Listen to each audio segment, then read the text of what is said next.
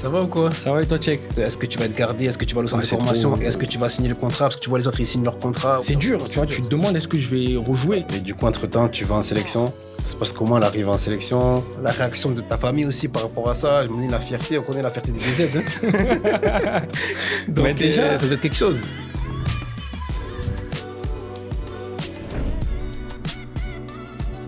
Bonjour à tous, bienvenue dans The Process, le podcast qui plonge au cœur du parcours des athlètes. Ici, on va parler des doutes, du travail, de la remise en question, de l'ambition, bref, tout ce process. Dans le premier épisode, on a eu comme invité Lionel Impassi qui nous a parlé de résilience. Et là, pour ce deuxième épisode, je suis fier de retrouver un frérot à moi, un ami d'enfance, Ilyes Hassani, avec qui on a connu beaucoup d'étapes au centre de formation, qui va nous parler de ses aventures à l'étranger notamment et de tout son parcours. Allez, c'est parti, bienvenue dans The Process. Ilyes, mon frérot, ça va ou quoi? Ça va et toi, Tchèque? Ah, ça fait plaisir de te revoir. Hein. Ça fait vraiment plaisir, surtout dans ces circonstances-là. Franchement, ça fait combien de temps? Je pense que ça fait au moins combien, 4-5 ans qu'on ne s'est pas vu. Ouais, 4-5 ans qu'on ne s'est pas vu, sachant qu'on a passé beaucoup de moments ensemble. Hein. Ouais, franchement, si tu m'avais dit, quand on s'est quitté après Toulouse, qu'on se reverrait là, ici, pour faire une petite émission comme ça, franchement, je ne l'aurais pas imaginé. Mais Ouais, franchement, c'est un plaisir de te recevoir. Et j'espère qu'on va kiffer ensemble, hein, tout simplement. Ouais, j'espère aussi. Et merci beaucoup à toi de m'avoir invité. Et enjoy seulement. Hein. Ouais, il n'y a que ça, il n'y a que ça. Et ouais, bon, ben, voilà, pour celles et ceux qui ne te connaissent pas, est-ce que tu peux déjà te présenter? Je m'appelle Ilyes Hassani. J'ai 29 ans. Je suis originaire de Toulouse. J'ai été formé à Toulouse, là où on s'est côtoyés. On a partagé les terrains ensemble des années au centre de formation. Et voilà, je vais vous expliquer un petit peu mon parcours. Tout ce qui s'est passé avant, pendant et après Toulouse. Et voilà. Ouais, c'est ce qu'on veut, c'est ce qu'on veut. Mais du coup, toi, tu as commencé le foot à quel âge? À 5 ans, tu as commencé à Ouais, Batatel, c'est ça? un peu comme tout le monde. J'ai commencé dans le quartier, un peu dans la rue. À notre époque, il n'y avait pas de téléphone, il n'y avait rien. C'était que le ballon, le foot, on était toujours dehors. Et ensuite, j'ai intégré le club de mon quartier avec des potes à moi. On jouait juste à côté. Et Toulouse est venu me repérer, voulait me récupérer 2-3 fois. On va dire c'était en poussin première année, poussin deuxième année. À l'époque, c'était ça, c'était pas U6, U7. Moi, je connaissais pas vraiment ce que c'était Toulouse, un club pro, etc. Moi, je voulais juste jouer avec mes collègues au quartier. Et même mes parents ne comprenaient pas, enfin, ils savaient pas ce que c'était vraiment Toulouse. À l'époque, c'était pas le Toulouse de maintenant où on connaît un peu les clubs pro. Et suite à ça, j'ai décidé d'intégrer Toulouse en Benjamin première année. Ouais, ça, je me rappelle. Hein, moi, j'étais déjà un peu plus vieux, parce que pour savoir, on a 2 ans d'écart, on a 2 ans de plus que toi. Et, euh, et voilà. Mais avant ça, déjà, pour resituer, toi, ton cercle familial, c'était quoi? Tu as des frères? Je sais que tu as un petit frère, je crois. J'ai 2 petits frères. 2 petits frères, c'est ça? Il y a ton père, ta mère, il y C'est avait ton ça. père, ta mère à l'époque. Exact. Voilà, resitue-nous un peu, c'était quoi l'ambiance un peu à la famille à cette époque-là? L'ambiance de la famille était bien. Franchement, on a toujours eu une très très bonne ambiance. On est toujours une famille de sportifs, entre guillemets. J'ai mon petit frère, celui du milieu, qui a fait de la boxe, qui était très bon. Il a essayé de faire du foot, mais c'était vraiment pas pour lui. C'était plus axé dans un sport individuel. Et le tout dernier qui faisait du foot. Ça n'a pas trop bien marché, mais au moins il a essayé quelque chose. Et voilà, après, nos parents ils nous ont toujours poussés à faire du foot, ils nous ont toujours suivis. Et, pour ma part, dans le foot, ils m'ont suivi. Ils ont été là en grande partie lors de ma première partie, on va dire, de jeune footballeur jusqu'au centre de formation où, grâce à eux, j'ai pu rester sérieux, etc. Et ils m'ont aidé à franchir le cap et à entrer au centre de formation. Ouais, ben on y arrive hein, au centre de formation. Toi, tu arrives. Parce que pour moi, des souvenirs que j'ai, c'est que pour moi, là, on va parler d'abord avant le centre de formation, hein, quand on était en Bien sûr. 13 ans, même en préfo. Pour moi, tu as toujours été quelqu'un, quand même, un leader dans ta génération. Mm. Comment t'expliques ces moments-là? Je sais qu'il y avait le petit frère tu as joué avec le petit frère de Gaël, Ouais, il y avait Roméo. Roméo et tout, à cette époque-là. Je sais que j'ai parlé un peu avec lui avant l'interview. Lui, il m'a dit, Ilyes, il était déjà un peu au-dessus du lot à cette époque-là. Voilà. Qu'est-ce que toi, tu as ressenti? Tu ressentais quoi? Moi, franchement, en vrai, quand t'as été jeune comme ça, tu t'en rends pas compte. Franchement, tu t'en rends pas compte. T'es là, tu joues avec tes amis, tu viens, t'es content, tu t'entraînes le mercredi, tu retrouves tes potes. Surtout qu'à Toulouse, Enfin, c'était des nouveaux potes, entre guillemets. Je n'étais pas à l'école avec eux, alors qu'à Bagatelle, on était à l'école ensemble, avec mes amis, etc. Là, j'étais vraiment content de les retrouver tous les mercredis et de partager aussi les week-ends avec eux. Du coup, je pourrais pas te dire que j'étais au-dessus ou que j'avais. En fait, j'étais moi-même. Et pour moi, c'était le plus important parce que j'avais peur d'aller dans un autre club où ben, je perdais mes repères. Ou à la base, j'avais commencé en club pour jouer avec mes amis. Je voulais pas aller ailleurs et perdre tout ça parce que c'est là où l'enfant, il perd sa magie, etc. Et le plus important pour un enfant, quand je vois les projets Mbappé maintenant, etc., enfin, pour moi, Ah ça oui, me dépasse ça, on parce peut en que parler. pour moi, un enfant de 6, 7, 8, 9 ans, même 13, 14 ans, c'est des enfants, il faut les laisser jouer. Il n'y a pas de projet, il n'y a rien du tout. Prends un ballon, joue, amuse-toi, et voilà, t'es avec tes amis. Il n'y a pas Non, vraiment de sérieux. non, c'est le plaisir à cette époque-là, à C'est cet ça. âge-là, normalement. Et nous, à l'époque, c'est vrai que c'était plus axé sur ça. C'était plus le Oui. plaisir. Et c'est vrai que maintenant, quand tu vas au bord des terrains, ça devient la jungle. C'est la jungle. Moi, Laisse quand je vois, il y tomber. en a, ils prennent des coachs perso et tout. À 10 ans, Ouais, 7 ans, 8 ans, 10 ans, ils vont faire des montées de genoux, des Ouais, talons-fesses, ils font des sauts de haie et ouais, c'est tout. ça. À leurs enfants, non, à cet âge-là, c'est le plaisir. Après, j'ai envie de dire que, tu vois, nous, on le faisait naturellement parce que, comme j'ai dit avant, on n'avait pas de téléphone, on n'avait pas de réseaux sociaux, rien. C'est-à-dire, on était dehors. Et on faisait des jeux qui, inconsciemment, te faisaient travailler peut-être la coordination, etc. Mais pour nous, c'était des jeux, on s'en rendait pas vraiment compte. Mais là, quand tu forces un enfant à faire des choses, alors peut-être qu'il prend pas plaisir ou, tu sais, tu sens que c'est forcé un peu et tu lui mets une certaine pression aussi au petit. En fait, pour moi, c'est ça la clé. C'est le plaisir. C'est ça. C'est ça. Si l'enfant, il fait avec plaisir, c'est lui qui est demandeur, en fait, Oui. ben c'est bon. Mais si c'est toi qui va le pousser à faire les choses, ah, tu vas le dégoûter. Ouais, c'est ça. L'enfant, il faut qu'il soit à l'aise dans ce qu'il fait. S'il est à l'aise et qu'il prend du plaisir, ça marche, tant mieux, ça marche pas, c'est pas grave. Au moins, il Ouais. prend du plaisir, il est content, il est avec ses amis, etc. Mais si tu lui mets une certaine pression, déjà qu'il est à l'école, plus le sport, le petit, il va pas s'en sortir. Ouais, c'est exactement ça. Mais du coup, voilà, donc du coup, on arrive en 14 fédéraux. Du coup, ça se passe comment, l'entrée au centre de formation après? Moi, d'ailleurs, quand j'arrive en 14 fédéraux, c'est l'année où ils annulent la compétition. En fait, on passe direct, ils enlèvent les U14 fédéraux et maintenant, c'est que U15 régionaux et après, tu passes en 17 NAS. Donc, j'étais un peu dégoûté parce que 14 fédéraux, je m'en Mm. souviens, quand on voyait les 14 jouer Eh oui. sur la plaine au centre, c'était, tu vois, il y avait du monde, c'était des gros matchs, etc. Et quand tu vois que ça a été supprimé pour remettre les U15 régionaux, c'est pas le même niveau. Mais ça s'est bien passé dans l'ensemble parce que j'ai intégré le pôle espoir à Castelmourou. Mhm. Et en parallèle, la semaine, je m'entraînais là-bas et le week-end, je jouais à Toulouse. Donc ça s'est bien passé dans l'ensemble. C'est vrai que j'avais zappé cet épisode du Pôle Espoir à Castelmourou. Tu as fait 2 ans là-bas, génération 94-95. C'est ça. Ça, ouais, après. Et du coup, du coup, tu t'entraînais là-bas la semaine et tu revenais le week-end. C'est ça pour Voilà, jouer c'est le match. ça. En fait, on allait là-bas le dimanche soir pour le lendemain parce qu'il y avait école. Et du lundi au vendredi, on était au pôle espoir à Castelmourou. On s'entraînait, on allait à l'école, etc. Et le week-end, on était à disposition des clubs. Et dans cette génération, 95 au TFC, il y avait qui d'autre comme toi, que toi? Cette génération-là, je pense sur la génération, il devait être 15-16 joueurs. Il y en a au moins 8-9 qui ont signé à Toulouse, hein. Ah, c'est fort. Il y en avait 8. Après, il y avait déjà des joueurs qui étaient déjà au centre. Je m'en souviens, enfin, qui étaient au centre, qui étaient à Toulouse. Il y avait Maxime Konaté, il y Konaté, avait Andy Komano qui était déjà Komano, là. ouais. Il y avait moi. Après, bon, il y a d'autres joueurs qui étaient dans des clubs amateurs qui ont Hmm. signé. Mais de ce que je me souviens, nous trois, on était déjà à Toulouse. Ok, ok. Et du coup après, tu arrives en U17 nationaux. Enfin, tu es en première année, tu joues avec quand c'est les gens sont 95-94. C'est ça, Voilà, le coach c'était Bruder. Luc Bruder à l'époque, je connais bien. Ah, ça, Ouais. c'était mon coach. T'es Et directeur du centre aussi. ouais, directeur du centre. Et ouais, du coup, toi, dès la première année, tu joues directement titulaire ou comment Non, ça se non. passe? Première année, franchement, c'était trop compliqué. Enfin, pas la première année entière, plus les 6 premiers mois. Les 6 premiers mois, c'était compliqué, je jouais pas. J'ai dû faire, entre la reprise l'été et le mois de janvier, j'ai dû faire 1 ou 2 matchs. Même en nationaux, après les matchs amicaux, même les matchs amicaux, je sentais que je n'étais pas dans les plans, etc. Après, c'était moi, hein. C'était pas la faute du coach ou quoi que ce soit, j'étais pas prêt. Franchement, j'étais pas prêt. Pour moi, il y avait une trop grosse différence entre U15 régionaux et 17 NAS. Il me fallait un temps d'adaptation, sachant qu'il y avait la concurrence. On était beaucoup en 17 NAS. Il y a les 94, 95, 2 générations, et c'était 2 grosses générations, parce que même les 94, il y avait de sacrés joueurs. Et à partir du mois de janvier, c'est là où j'ai eu un déclic. En décembre, j'ai eu une discussion avec mon père où il me dit que il me reconnaît pas.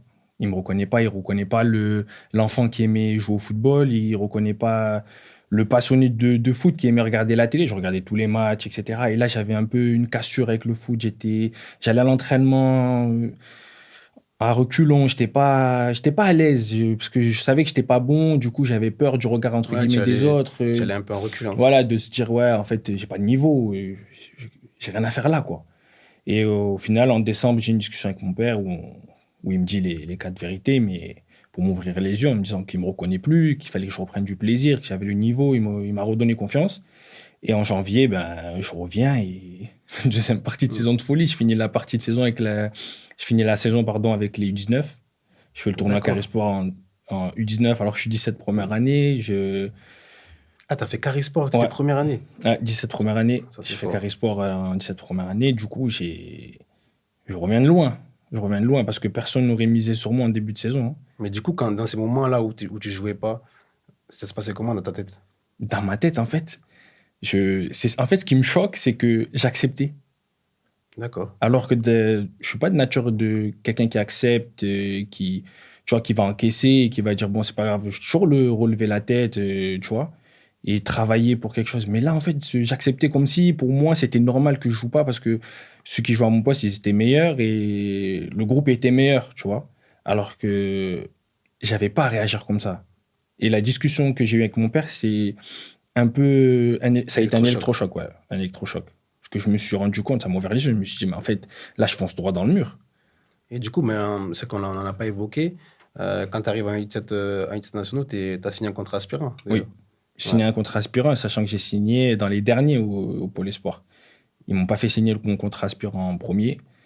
Euh, j'étais là à me poser des questions, je voyais Hmm. tout le monde signer, signer, signer, et moi, j'avais pas signé encore. Je sais pas si c'était fait exprès ou pas, mais j'étais dans les derniers à signer mon contrat aspirant. Et il faut savoir que c'est très c'est très dur mentalement à cette époque-là, quand tu arrives avant les 17 nationaux, Ouais, de savoir en fait, est-ce que tu vas être gardé, est-ce que tu vas au centre ouais, de c'est formation, est-ce trop. que tu vas signer le contrat, parce que tu vois les autres, ils signent leur contrat, ouais, Ils se toi, ça projettent. arrive pas, ils se projettent, toi, tu dis, waouh, qu'est-ce que je vais faire l'année d'après? Ouais, parce que je sais, parce que je l'ai connu, hein, Ouais, bah oui. donc c'est pas facile, mais bon, tu as signé ce contrat. Le contrat aspirant, pour ceux qui savent pas, c'est un contrat de 3 ans. De 3 ans de U17 nationaux, les 2 ans de U17 nationaux, jusqu'à la première année de un U19 nationaux. C'est ça. Voilà. Et du coup, après, donc du coup, tu finis ta première saison, Carré Sport. C'est Après ça. U17 nationaux, la deuxième année. Ouais, la deuxième année, je m'en souviens, ça se passe super bien. Je joue, etc. Deuxième partie, disons pareil, je monte avec les 19. Je fais quelques matchs en 19. En Hmm. 19 NAS, je m'en souviens, le coach était Garrigue. Garrigue.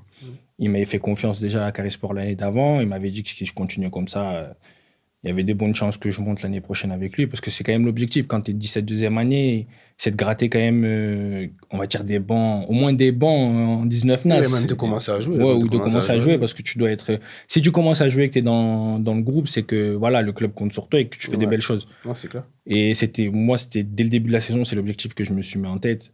Parce que je me suis dit, les 17 NAS, bon, c'est bon, entre guillemets, je maîtrise, mais maintenant, Passer au veux. niveau supérieur. Voilà, je passe au niveau supérieur. Je m'en souviens, j'avais joué à la Gambarde aussi, Mhm. en tant que 17 deuxième année. Ah ouais, oui, t'as joué la gamme avec les J'avais été 4. sur le banc, le match contre Saint-Etienne. Eh oui, ben oui, oui, t'étais là, c'est vrai. J'étais sur le banc et c'était un autre 95 qui avait commencé, Grégoire Ramio, Grégoire Ramio, et qui c'est malheureusement vrai. s'est blessé à ce match-là. Là. Ah Et oui, c'est oui. là où je rentre et je joue la Gambarde en Ouais, plus. avec Gaël Avec Danas. Gaël, c'est ça. Ouais. Ok, ok, ouais, c'est vrai, je m'en souviens maintenant que tu me le dis. Et, après, après, du coup, le passage en U19 nationaux, et c'est là que, voilà, c'est là que tu commences un peu quand même à vraiment t'affirmer, pour moi, à commencer à vraiment te faire Ouais. remarquer. Ouais, le passage en 19 nationaux, il a été beaucoup plus facile que le passage en 17. J'avais l'impression que c'était une suite logique des choses. Je sais pas si c'est parce que j'avais déjà joué en 19 avant, que j'avais vu un petit peu comment c'était le niveau, etc. Mais en réalité, j'ai pas beaucoup joué en 19. Et je suis vite monté avec vous en En réserve. réserve. Et en 19, j'ai beaucoup joué la Gambarde et un peu des matchs importants de championnat. Mais sinon, j'ai passé mes 2 années de 19, je les ai passées en réserve. Ouais, en plus, c'est bien que tu parles de la gamba, parce que la dernière fois, j'en parlais avec Lionel, là, quand on a fait le premier épisode. Ouais. Votre parcours en Gambardella, au Stadium, on se rappelle, on avait regardé les matchs. Ouais. Et franchement, vous avez fait un parcours de fou. Saint-Étienne, Marseille. Saint-Étienne, Marseille. Marseille. Après, éliminé contre Sedan. Rien compris, nous. Après, on n'a pas compris. Lionel, il m'avait expliqué un peu la dernière fois. C'est vrai qu'après, il y avait Kader, il y avait Hassan, il y avait quand même des. Ouais, on avait une sacrée génération. Il y avait Kevin Rodriguez aussi. De l'autre côté. Mais même, je parle de Sedan. De l'autre côté, à Sedan, il y avait Kader. Ah, Sedan. Ouais, il y avait Kader. Ouais, il y avait Kader Bamba qu'on avait passé ouais, c'est ça. à Château. Il y avait Kader Bamba. Même après, vous avez une sacrée gênée. Oui, on avait une sacrée gênée. Dans cette génération-là, c'était les 94-95 qui jouaient. Mais si on regarde bien l'équipe, il y avait beaucoup plus quand même de 95 qui étaient titulaires, qui jouaient. Il y avait, dans les 94, je m'en souviens, il y avait Silla qui était venu en cours de saison. Il y avait Dani. Il y avait Dani, il y avait Lionel au goal. Et après, tu avais Kevin Rodriguez et des fois Adel ou Sana devant. Ouais, c'est vrai. Ah, c'est vrai. Il y avait Sana qui jouait, c'est vrai. Ouais, Sana aussi, ouais. Et après, du coup, tu finis cette saison-là de Gambardella. Oui. Et après, du coup, tu restes avec la réserve. Déjà, la 19 première année, je suis avec la réserve. Je pense que j'arrive avec vous, on va dire, aux alentours de septembre. Quelque chose comme ça. Je m'en souviens, ça allait pas trop. Et on s'était même fait menacer par Debev dans le monstre. Ce coach, il faut en parler. Je m'en souviens toujours. C'était ma première semaine. Enfin, entre guillemets, on s'entraîne toujours ensemble, le 19 et la réserve, mais c'était ma première semaine concrète où je savais que j'allais jouer. J'étais dans le groupe en réserve et on se prend une menace. Et je m'en souviens, on s'entraîne même le jour du match. Ah ouais? C'était le match contre Balma. On devait jouer contre Balma à Balma et les résultats, ça allait pas. Et on s'était entraîné le jour du match, le samedi matin, je m'en souviendrai toujours. C'était ma première, tu vois. Ouais. On s'en souviendrait toujours. Et il dit, voilà, si on ne gagne pas ou s'il y a un mauvais résultat, c'est 15-15 toute la... non, mais lui, c'était quelqu'un de... Il nous a fait souffrir. Ouais. Mais moi, je l'avais connu. Dis-toi, là, c'était ma première en réserve, officielle, on va dire, tu vois. Mais quand j'étais en 17, deuxième année, j'avais joué un match en réserve. C'était le dernier match de l'année où il y avait... Plus personne voulait jouer parce que personne n'était gardé. Okay. Je m'en souviens, on avait joué à domicile. Il y avait Setchi aussi avec moi. C'était une première, mais voilà, c'était pas un truc que je suis allé chercher, tu vois. C'est vraiment parce que les gens ne voulaient pas rester, tu vois. La fin de saison, du coup, c'est pour ça que je n'avais pas parlé. Parce que pour moi, ça comptait pas vraiment. Mais vraiment, la première, là, celle de Balma, je m'en souviendrai toujours. Hein. Et du coup, à ce moment-là, c'était tes premiers matchs en réserve. Mais du coup, à cette période-là, tu commences à t'entraîner un peu avec les pros ou c'est j'avais fait la reprise avec eux. On l'avait fait là ensemble. Voilà, c'est cette année-là que tu as fait la reprise avec les pros, ta première reprise. C'est trop dur. C'était à Luchon ou c'était à Navata? À Navata. À Navata, ouais. On avait fait Navata. On avait fait les deux, il me semble. On avait fait une partie à Luchon, une partie à Navata, je sais plus. Possible. Je m'en souviens plus. Mais je sais que j'avais fait les deux, en tout cas, Luchon et Navata. Et déjà, quand tu reprends avec les pros, il faut savoir une chose, c'est qu'à Toulouse, le coach il te dit, voilà, tu reprends avec les pros le 27 juin, ou je sais plus c'était quoi la date exactement, mais tu peux reprendre avec eux, mais avant de partir en stage, il y a une deuxième sélection. Ouais. Il y a la première moitié la fou. Voilà, tu vois. C'est-à-dire, toi, tu es là, tu te prépares en vacances, tu dis à tes potes, ouais, je reprends avec les pros, mais il se peut que 10 jours après... Il y avait Albert et toi avec toi, là, cette année-là Albert, oui, je m'en souviens, Albert, il avait repris, mais malheureusement, il n'était pas venu en stage. Il a été éliminé. Mais tu vois... Il y a beaucoup de joueurs qui ont été éliminés, tu vois. Et en fait, ça, c'est traite parce que tu te prépares pendant les vacances. Tu vois, tu dis à tes potes, tu vois, je reprends avec les pros et tout. Mais 10 jours après, tu revois venir. Et en fait, tu comprends pas pourquoi. Non, mais c'était terrible. C'était comme... pour moi, c'est comme si, quand, on va dire, en sélection nationale, on fait la liste de 30 là. Voilà, c'est ça. On enlève les 7 là qui font pas la Coupe du Monde. Ça. Mais tu sais que je pense que vraiment, cette sélection-là, genre des joueurs qui viennent en stage, ils savent très bien qui va venir. Parce que les 10 premiers jours, tu fais que courir en soi. Tu touches pas vraiment le ballon. Tu peux pas juger un joueur, tu te dis, ouais. En fait, malheureusement, c'est juste là pour compléter l'effectif et attendre que les internationaux, ils reviennent. Voilà, c'est ça, pour faire les groupes de Vameval et tout. Ça sert vraiment qu'à ça. C'est dur. Mais cette reprise, trop dur. On se souvient. En plus, moi, tout ce qui est physique, Vameval et tout, c'est vraiment pas mon... ça, je m'en souviens. C'est pas mon point fort. En fait, c'est bizarre parce que tu vois, tout ce qui est test et tout, vas-y, je vais galérer, tu vois. Genre, c'est pas que je vais galérer, mais je vais souffrir. Je vais vraiment souffrir. Quand vous allez Vameval, on disait, bon, là c'est moi le starter. C'est le starter. Il y a Elias, des fois, il y avait Dabas. Dabas, on va en parler. Il y avait Dabas. Ouais, ça, c'était les starters. C'est ça, c'était moi, j'étais le starter. Hein. Clairement, j'étais avec les gardiens. Clairement, tu vois.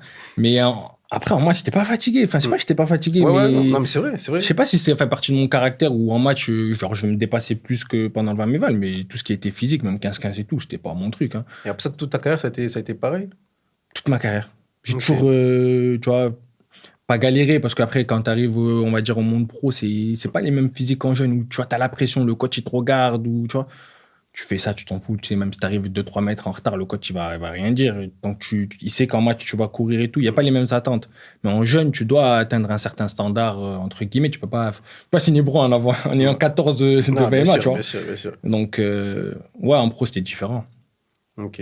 Et du coup, là, voilà, comme tu as dit, tu as fait ta reprise avec les pros, les entraînements avec les pros, tu joues maintenant presque tu es titulaire Ouais. en Mais la reprise réserve. compliquée, Ouais. franchement. Ah ouais? Première reprise avec les pros compliqués. J'étais à la ramasse déjà physiquement. Tu vois, vraiment. Tu as vraiment senti la différence là, Ouais, ouais, j'étais. entre les jeunes et les Bah, en pros. fait, j'étais fatigué de courir. Alors que Toulouse, on court pas vraiment beaucoup, tu vois. C'était beaucoup de ballons. On courait vraiment le matin, la Le première semaine matin, à le 6 heures et tout matin. ça, là. Mais c'était vraiment beaucoup de ballons. Mais j'étais mort, en fait, entre les séances. J'avais du mal à récupérer. Ouais, parce qu'après, c'était notre intensité. C'était notre intensité. Je sais pas, tu te souviens, quand on faisait les matchs amicaux, bah, au début, je jouais un peu, tu vois. Après, on avait joué la Real Sociedad. Je m'en souviens. Je Et m'en d'ailleurs, souviens, ce match-là, ouais, Griezmann et tout, je m'en souviens très je bien. m'en souviens déjà, ce match-là, je pense qu'il menait, etc. Après, on a égalisé. Mais on a senti la différence quand les jeunes ils sont rentrés. Genre, je Ouais. m'en souviens, toi, tu avais Nous, fait une très bonne rentrée, les autres jeunes aussi. Et on jouait mieux, tu vois, avec les jeunes. ouais. Et je pense que ça a été une grosse surprise. Mais moi, j'ai été complètement à la ramasse. Ah ouais? J'étais rentré piston. C'était la première fois de ma vie que je jouais piston. Déjà, je cours pas beaucoup. C'était pas mon point fort. Et je suis ressorti 5 minutes après. Ça allait trop vite pour moi. Il t'a fait rentrer, t'es J'étais sorti? rentré 5 minutes après, je te promets. Il était mauvais, En fait, je suis rentré pendant 2 minutes. Il me sait que me dire va presser le latéral gauche. Sauf que eux, ça toqua trop vite, tu Ouais, vois. ça a joué. Ça, une, deux, tac, tac. Et après, il fallait fermer le deuxième poteau. J'y étais pas. J'étais vraiment à la ramasse. Franchement, il a bien fait de me sortir. C'était cruel. Tu vois. Mais quand même, c'est cruel. Quand même, tu as tes premiers moments en pro, comme ça. Ouais. Tu rentres, tu sors 5 minutes. En plus, c'est un match de prépa. Ouais, c'est un match de prépa. Mais en soi, en vrai, la vérité, après toutes ces années, je me dis merci. Je lui ai dit merci parce que j'étais pas au niveau. Ouais, mais c'est Clairement, vrai. j'étais pas au Après, niveau. d'un côté, c'est bien parce que ça t'a peut-être permis de te dire, ah, là, c'est dur. Ah oui, oui. Là, il faut que je bosse. Ah oui. En fait, à Toulouse, chaque année, j'ai changé de poste. En 17, je jouais arrière droit. Deuxième partie de saison, je jouais arrière gauche. Ok. 17, deuxième année, j'ai joué axe droit, après axe gauche. En 19, quand je suis monté avec vous, je passais au milieu, j'avais jamais joué 6 de ma vie. Et là, je commence en pro en piston, c'est pas pareil. Hein. C'est vraiment pas pareil. C'est vrai que tu étais polyvalent, hein, mais je pense que ouais, ça t'a aidé après dans ta carrière, de toute façon. Oui. Donc non, ça c'est bien. Et du coup, les débuts difficiles en pro. Oui. Mais bon, tu t'accroches, tu continues à progresser. Et jusqu'à c'est l'année d'après que tu fais tes premières minutes Non, c'est la même année. Ah, c'est la même année, c'est la même année. C'est la première année 19. En fait, c'est la première année 19 où... parce qu'on signe que 2 ans stagiaire. Oui. Ma première année de stagiaire, donc en première année 19, c'est là où je fais la prépa avec les pros. Catastrophique, hein, en vrai. Okay. Si on doit noter sur 10, je suis à 3, franchement, sans mentir. Ah, t'es direct, hein. Non, franchement, j'étais à 3, parce que c'est que du physique. Et après, si le physique ne suit pas, les matchs amicaux, tu peux pas être présent, genre techniquement, etc. Tu peux pas montrer ce que tu veux, t'es KO, en fait, tu vois. Et après, quand la saison elle a commencé et que je suis monté avec vous en réserve, là, en septembre, je crois que j'ai commencé à jouer au milieu. En fait, ce poste, il m'a révélé. J'ai l'impression que... Ouais, Sentinelle, tu t'es dit, voilà. Après, au début, c'était très basique. Hein. Les résultats, ils n'étaient pas bons en réserve et tout. Mon rôle, c'était là. J'étais, entre guillemets, tabassé, tu vois. Genre, j'étais pas vraiment avec le ballon. Toi, tu étais plus un joueur technique. Je m'en souviens, tu jouais devant moi en 8. Tu étais plus là à réguler le jeu, à jouer avec le ballon. Moi, j'étais plus derrière en tant que premier couteau, tu vois, première lame des défenseurs. Mais ça m'a révélé. Après, j'ai pris confiance. Et j'ai réintégré le groupe pro à m'entraîner avec eux. Et c'est là où j'ai fait le plus de bancs. Et j'ai joué en Ligue 1 aussi. Oui, c'est justement, vous allez venir à cette première en Ligue 1 où tu remplaces Dani à la mi-temps, je me rappelle, c'est ça? Ouais, mais c'est d'ailleurs, en parlant de ça, il faut savoir qu'on joue Bastia. Et c'est un match qui a été reporté la première fois. Oui, c'était à cause de la pluie, je crois. Ouais, à cause de la pluie. Et le match a été reporté. Et je m'en souviens, Dani devait quand même commencer ce match-là contre Bastia avant qu'il soit reporté. Mais au lieu de jouer piston, il était dans les 3 de derrière. Tu vois, c'était vraiment son poste. Ça aurait été mieux pour lui, je pense. Ça aurait été mieux pour lui. Tu vois, même moi, je pense que ça aurait été mieux pour lui. Sachant qu'en plus de ça, on partageait... avec Dani, on était souvent ensemble parce qu'on était souvent dans le groupe, etc. Ouais. Tu vois, moi, j'étais content pour lui. Je voulais vraiment qu'il joue. Moi, que lui ou que ce soit moi, c'est pareil, tu vois. Et le match, il est reporté. Du coup, sa première, elle est reportée. Tu vois, c'est dur. C'est dur, tu vois. Tu te demandes, est-ce que je vais rejouer? Ouais, tu sais pas si tu vas avoir notre voilà, chance c'est comme ça. Du coup, le match, il est reporté. On arrive au match. Et Dani commence toujours, mais sauf qu'il commence piston. Tu vois. Et c'est totalement différent. Quand t'es 3 derrière. À piston, faut apporter offensivement. Voilà. Et moi, sur le banc, tu vois, je m'attends vraiment pas à rentrer. Parce que avant de rentrer contre Bastia, j'avais fait au moins, je crois, 5-6 bancs. Je m'échauffais, mais j'étais pas rentré. Du coup, tu sais, au fur et à mesure des matchs, tu dis, ouais, c'est bon. Tu sais, tu perds un peu espoir. Tu dis, je vais pas rentrer. Tu vois, je vais pas rentrer, tout ça. Et au final, Dani sort à la mi-temps. Grosse surprise, tu vois. Vraiment, pour moi, j'étais surpris parce que moi, je le trouvais bon dans le match. Tu vois, pour moi, il n'allait pas. Vraiment, pour avoir été au match, je me rappelle très bien parce que on était à la tribune, on était là, les petits sont là et tout, ils jouent. Et franchement, pour moi, Dani, il faisait pas un grand match. Non, il était normal. Mais il était pas nul. Voilà, Après, il y a eu ce but-là, je pense qu'il a tué, où il lâche un peu le marquage, je crois. C'est ça. Et c'est mon avis, c'est pour ça que le coach le sort. Ouais, mais c'est cruel quand même parce que tu vois, dans la tête, tu l'achèves. Mais bon, après, c'est le monde pro. Hein, c'est le monde pro, il n'y a pas de sentiment. Il n'y a pas de sentiment. Il n'y a vraiment pas de sentiment. Et du coup, moi, je suis là à la mi-temps, je me chauffe, tu vois. Je cherchais mes petites graines. Moi, je faisais comment manger à la mi-temps, tu vois. Et en plus, quand tu étais avec les pros, tu mangeais bien. Ouais, tu mangeais bien, tu vois. Je vais dans le vestiaire, tu vois. Et je m'en souviens, c'était Denis. Denis Zanko. Non, pas Denis Zanko. Non, je suis un fou, moi, Denis Valour. Denis Zanko. Denis Zanko, c'est beaucoup plus tard. On l'a même pas connu. Je suis un fou. Tu penses à mon petit frère. C'est pour ça. Et Denis, il me dit, va t'échauffer. Tu vas t'échauffer, tu vas rentrer à la mi-temps. Moi, dans ma tête, comment je vais rentrer à la mi-temps? Genre, c'est. Tu vois, tu n'y crois pas au début. Tu vois, je vais m'échauffer, mais je me dis, bon, il me dit que je vais rentrer piston, il faut que je sois prêt. Tu vois. La dernière fois que je vais piston, c'est la Real Sociedad et j'étais à Ramas. Ouais. Et tout, après, entre le match de la Real Sociedad et là, maintenant, je joue au milieu. Même avec les pros, quand je m'entraîne avec eux, c'était au milieu. Même les matchs amicaux que je faisais avec les pros, c'était au milieu. Ou derrière, tu vois, mais jamais piston. Et là, il me dit, ouais, tu rentres piston. Déjà, j'ai pas une boule au ventre, mais une appréhension déjà de rentrer en Ligue 1. Mais en plus, c'est même pas mon poste, tu vois. Genre, en gros. Et Casa, il me dit, ouais, rentre, fais ce que tu sais faire. Genre, en gros, amuse-toi. Mais à l'aise, quoi. Ouais, mais à l'aise. Mais dans ma tête, comment tu veux que je sois à l'aise? C'est pas mon poste, tu vois. C'est difficile. Ça veut dire quoi? J'ai en Ligue 1, au Stadium. À mon avis, tu as dû rêver ça depuis longtemps. En plus, je suis de la ville, je suis né ici. Et on te dit, tu joues en piston. Ouais, c'est difficile. Après, moi, je me suis dit quoi? Vas-y, j'ai un piston. Je prends du plaisir, tu vois. Genre, je m'en fous. Genre, je vais essayer de dribbler, je vais essayer de trucs. Parce que j'allais dire, après, c'est ça ton problème. Dès qu'on te dit t'es kiffé, je vois ce que tu veux dire. Ouais, c'est ça. Tu vas faire des skills. Moi, en fait, pour moi, c'est ça le football plaisir. Tu me dis kiffe, tu vois, moi, je vais kiffer, tu vois. Je vais pas être dans la retenue ou quoi que ce soit. Je vais trop abuser. Mais là, je savais très bien qu'il fallait que je dose, tu vois. Je peux pas non plus tenter plein de choses, etc. Et je rentre piston. Sauf que je crois que c'était 5 ou 10 minutes après, on prend un rouge. Et je crois que c'est Chantôme qui prend rouge. Je sais plus c'est qui prend rouge à cette époque-là. On se retrouve à 10 contre 11. Et au final, Casa, il change de système. On repasse à 4 derrière. Je me retrouve à arrière droit, mais j'ai plus de milieu droit.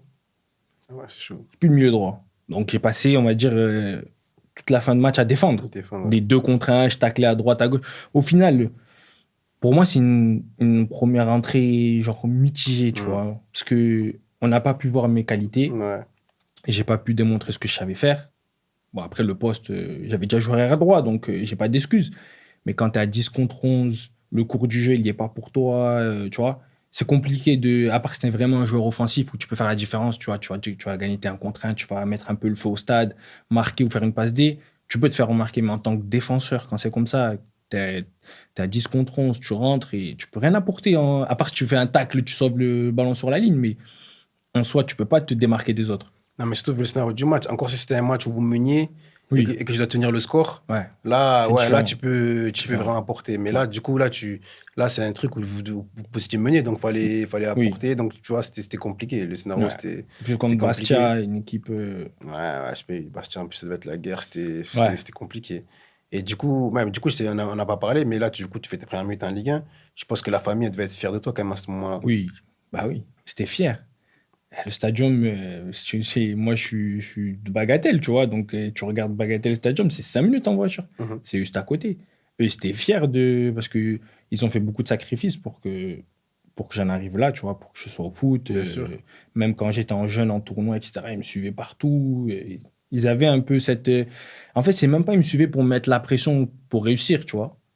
ils étaient contents que je sois épanoui dans un sport et que même ça leur faisait plaisir de suivre leur enfant dans le foot, sachant que moi, mes parents ne sont pas nés en France, on est en Algérie. Du coup, ils n'ont pas eu les mêmes chances que nous, on a actuellement Bien de sûr. pouvoir faire du sport, tu vois.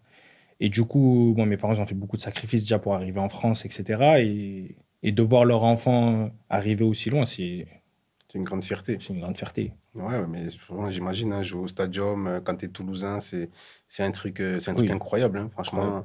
Franchement, félicitations pour ça, parce que c'est quand même un bel accomplissement. Merci. Mais du coup, la suite, parce qu'après, tu signes pas pro, tu signes pas Non. pro à Toulouse.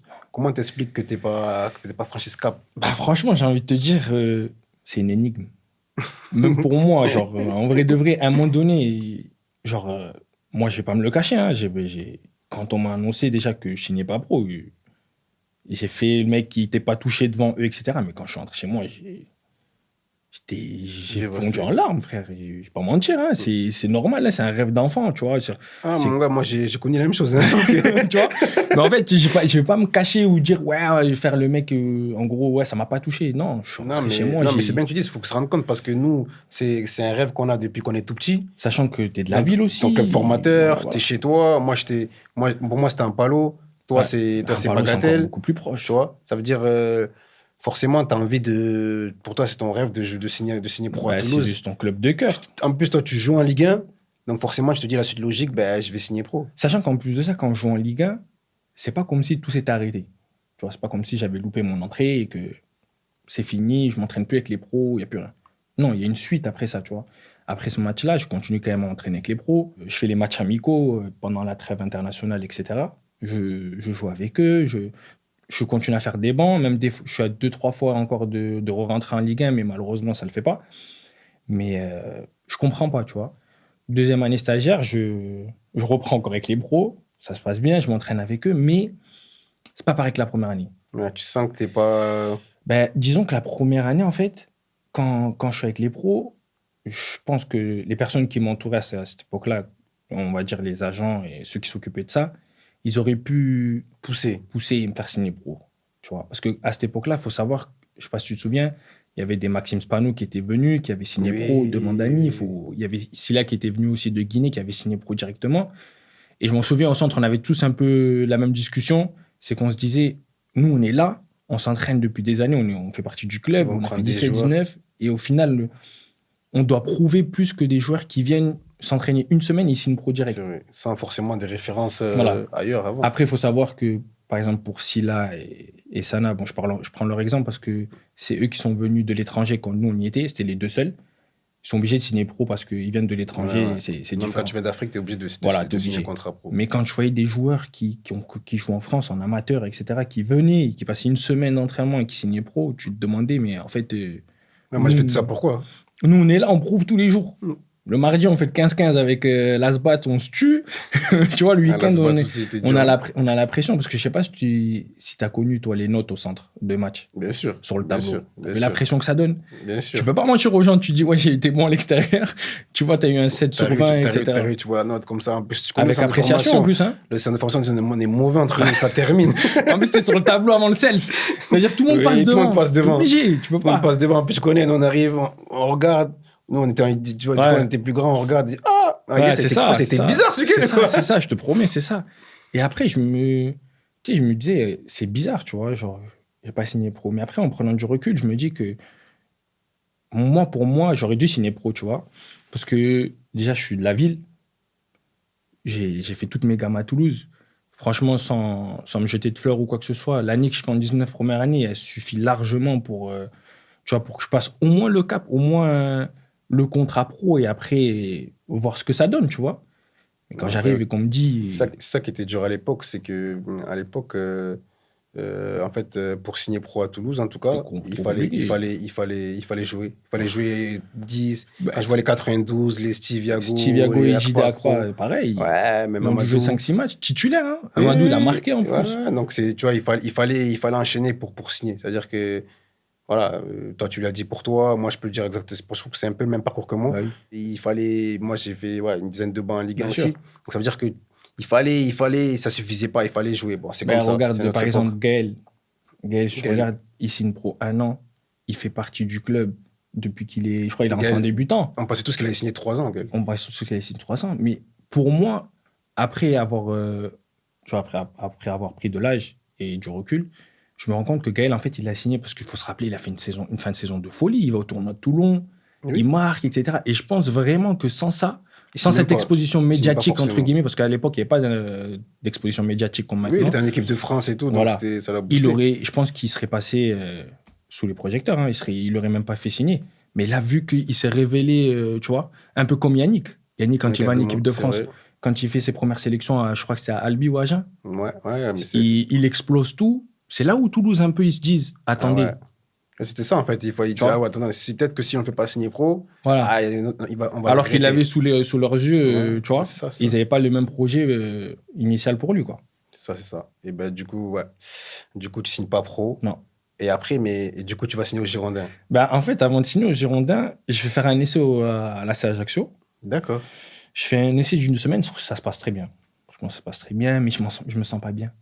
Tu vois, j'arrive encore. C'est-à-dire? Ben, j'arrive déjà, premier entraînement. Moi, tu me connais, genre, je suis quelqu'un qui va dans les duels, etc. J'ai pas peur, tu vois. Et dans le premier entraînement, moi, je suis là, j'ai pas de contrat, les gars. J'ai mon contrat, j'ai pas signé pro, je viens là pour, tu vois.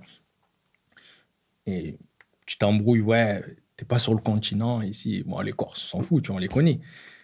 Et en soi, la semaine, elle se passe bien. Il y avait Thibaut Viala là-bas, Ouais, tu qui peux était bien. déjà là-bas. Du coup, ben, je dormais chez lui parce qu'ils n'ont pas de centre de formation. C'est un crève, c'est. Ok. Enfin bref, une galère. Du coup, il m'accueille super bien. Franchement, rien à dire. Déjà, d'ailleurs, je le remercie. Et à la fin de la semaine, il me propose un contrat.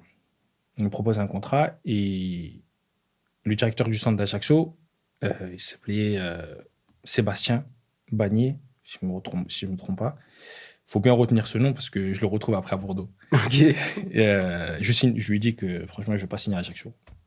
Je me sens pas bien. J'ai pas envie d'aller quelque part où je me sens pas bien, tu vois. Et moi, dans ma tête, je me dis quoi? Je vais pas signer à Ajaccio. J'ai joué en Ligue 1. Tu vois, on se dit, Ouais, tu te dis, ouais, c'est c'est pas avec les assez pros, bien. c'est sûr, je vais avoir des propositions des clubs. Mm. Rien. Rien. Je sais pas si c'est parce que les agents n'ont pas fait leur boulot ou quoi que ce soit, mais en soi, moi, mon téléphone, il n'a pas sonné. Clairement, il n'a pas sonné. Et là, le seul club qui m'avait appelé, je m'en souviens, c'était Rodez. Il m'avait dit de venir faire un essai, mais je leur ai dit, je viens pas. Je viens pas faire un essai. Je suis de la région. Rodez-Toulouse, c'est à côté. Vous me connaissez. Genre, en gros, Ouais, en plus, c'était le Rodez de N2. ouais, c'était le Rodez de. Ouais, Endo, je sais plus, Endo. C'est quand Ouais, voilà. Lionel, il vient d'arriver là-bas, je pense. Ouais, je crois, c'est ça. Vous me connaissez. Genre, je suis là à Toulouse depuis des années. On a joué contre Rodez, je sais pas combien de fois. Vous me connaissez. J'ai pas besoin de venir faire un essai, tu vois. Et faut garder bien ça en tête parce que ça m'a porté préjudice après. Du coup, ben, rien du tout. Et je vais à l'UNFP. Enfin, je suis à Toulouse, ils m'appellent, ils me disent voilà, il y a une place qui se libère, viens et tout. Du coup, je vais. Et ben, je retrouve des joueurs pros. Enfin, moi, j'étais l'un des plus jeunes, on était 3-4 du centre de formation. Du coup, on fait des matchs, ça se passe bien et tout ça. Et là, il y a le PFC qui m'appelle. Le coach, il est intéressé. Et sauf que quand il m'appelle, moi, je suis à l'aéroport, je suis à Charles de Gaulle, je suis déjà devant l'avion pour rentrer à Toulouse pour le week-end et revenir le lundi. Et il me dit, ouais, voilà, j'aimerais bien te voir. Je sais que tu es à l'UNFP. Est-ce que tu peux venir ce soir à la séance, etc. Moi, je veux juste voir que tu n'es pas blessé et tout. Donc, pour moi, c'est bon, tu vois. Pour la réserve, ça le fera. Et après, pour le monde, pour plus haut, on verra au cours de la saison. Moi, ça m'intéressait, tu vois. Paris FC, Oui, bien sûr. c'est un bon projet, tu vois. Excitant. Du coup, je lui explique que là, je rentre à Toulouse, que je ne peux pas venir. Et je ne pouvais pas aller. C'était vraiment impossible. J'étais devant l'avion, tu vois. Et il me dit, OK, pas de souci. Ben, quand tu reviens lundi, tu viens nous voir. Tu viens t'entraîner avec nous. Ok. Du coup, pour moi, OK, pas de Ouais, souci, c'est tu bon, vois. c'est bon. Du coup, je passe mon petit week-end, je me dis mon petit week-end tranquille et tout. Et le lendemain, mon téléphone, il sonne encore. Je me dis, c'est pas possible. Je réponds et tout, et c'est Yannick Stopira. C'était le directeur À Bordeaux. qui était directeur à Bordeaux, mais avant, je l'ai connu au Pôle Espoir. C'était mon Ah oui, directeur oui, c'est vrai au qu'il Pôle était à Espoir. Castel. Et il m'appelle, il me dit, bon, voilà, il je sais que t'es son club, etc. Nous, on cherche un défenseur central pour la réserve à Bordeaux. Est-ce que tu peux venir lundi? Tu t'entraînes avec nous la semaine, on a un match amical en fin de semaine. Si ça le fait, tu signes. Et il y avait Albert déjà. Ok. Albert, après Toulouse, il était parti. Il avait déjà direct. signé Albert, etc. Du coup, je lui ai dit, OK, mais par contre, est-ce que je peux venir après, genre après mon essai au PFC? Parce que le PFC m'avait appelé avant le lundi, pour le lundi. Il me dit non. Il me dit, on est quand même un club de Ligue 1. Si tu décides d'aller au PFC, la porte des Girondins de Bordeaux, elle est fermée. C'est mort. C'est mort. Du coup, moi, dans ma tête, à cette époque-là, je peux pas me permettre de dire, OK, ben, je vais au PFC ou non, c'est bon, je vais à Bordeaux, etc. Du coup, je lui dis, bon, OK, ben, est-ce que je peux vous rappeler dans 5 minutes? Il me dit, ouais, pas de souci. Et j'appelle le coach du PFC. Je lui explique la situation. Il me dit, écoute, va au Girondins de Bordeaux. Je m'en souviendrai toujours de ce qu'il m'a dit. Il me dit, va au Girondins de Bordeaux. Si ça se passe bien, reste-y. Parce que ça reste quand même un club de Ligue 1. Ouais, forcément. C'est toujours mieux. Et Girondins de Bordeaux, à cette époque-là, le nom, il était bien. Ouais. Et il me dit, si ça se passe mal, nous, notre porte est toujours ouverte. Tu vois. Déjà, ça m'a rassuré parce que je me dis... c'est fort hein, pour un coach quand même de dire ouais, ça. voilà, tu vois. Il m'a dit ça. Et du coup, ben, je le rappelle à cette période, je dis, ben, je viens lundi, tout, il n'y a pas de problème. Lundi, je prends le train, je dors chez Albert, parce qu'il était déjà installé, etc. On passe la semaine ensemble. Mais pour moi, c'était déjà bien parce que Albert, on était ensemble au centre. On était dans la même chambre au centre. Du coup, on avait une certaine affinité, on avait des liens déjà créés. Du coup, j'étais plus à l'aise, tu vois, sur le terrain, etc. Et on fait le match amical et directement, ben, dès que le match est fini, après la douche, ils me disent on te signe. Et du coup, c'est de là où Bordeaux, ça commence. D'accord, ah ouais, c'est fait comme ça. Sachant que Bordeaux, c'était de la N2, c'était pas de la N3. Donc, Oui, en plus, c'était un meilleur niveau. Ouais. Ouais, du coup, c'est comme ça que tu arrives à Bordeaux. L'arrivée, ça se passe comment? Franchement, l'arrivée, ça se passe bien. Mais j'ai été surpris. De quoi? Surpris par le club. Parce que ça semble bizarre que le dire comme ça, mais par rapport à Toulouse, il y a un monde de différence, tu vois. Genre, moi, je m'en souviens, à Toulouse, on était disciplinés, tu vois, les joueurs. On était... c'était carré. On n'avait pas droit au boucle d'oreille. Je sais pas si tu t'en souviens, on n'avait pas droit on au jean troué. On n'avait droit à rien. On n'avait droit à rien. Ni au boucle d'oreille, rien, tu vois. J'arrive à Bordeaux. J'ai l'impression que c'est un centre de loisirs. Je te mens pas, hein. Un centre de loisirs. C'était libre là-bas. Centre de formation ouvert, self ouvert, toute la journée. Tu peux manger dans le self toute la journée. Moi, je m'en souviens, à Toulouse, on mangeait à 18h45. Non, les horaires, c'était strict. C'était strict, hein. Self ouvert, tu vois. Même en réserve, je m'en souviens, à Toulouse, les affaires, c'était lavé 3 fois par semaine. À Bordeaux, tu avais ton bac comme chez les pros. Ouais, Tous les matins, tu récupères ton bac, tu as tout Ouais, le truc, c'était tu as pas besoin dur, d'une paire quoi, de c'était chaussettes, tu agréable. demandes à l'intendant. On avait un intendant spécialement pour la réserve.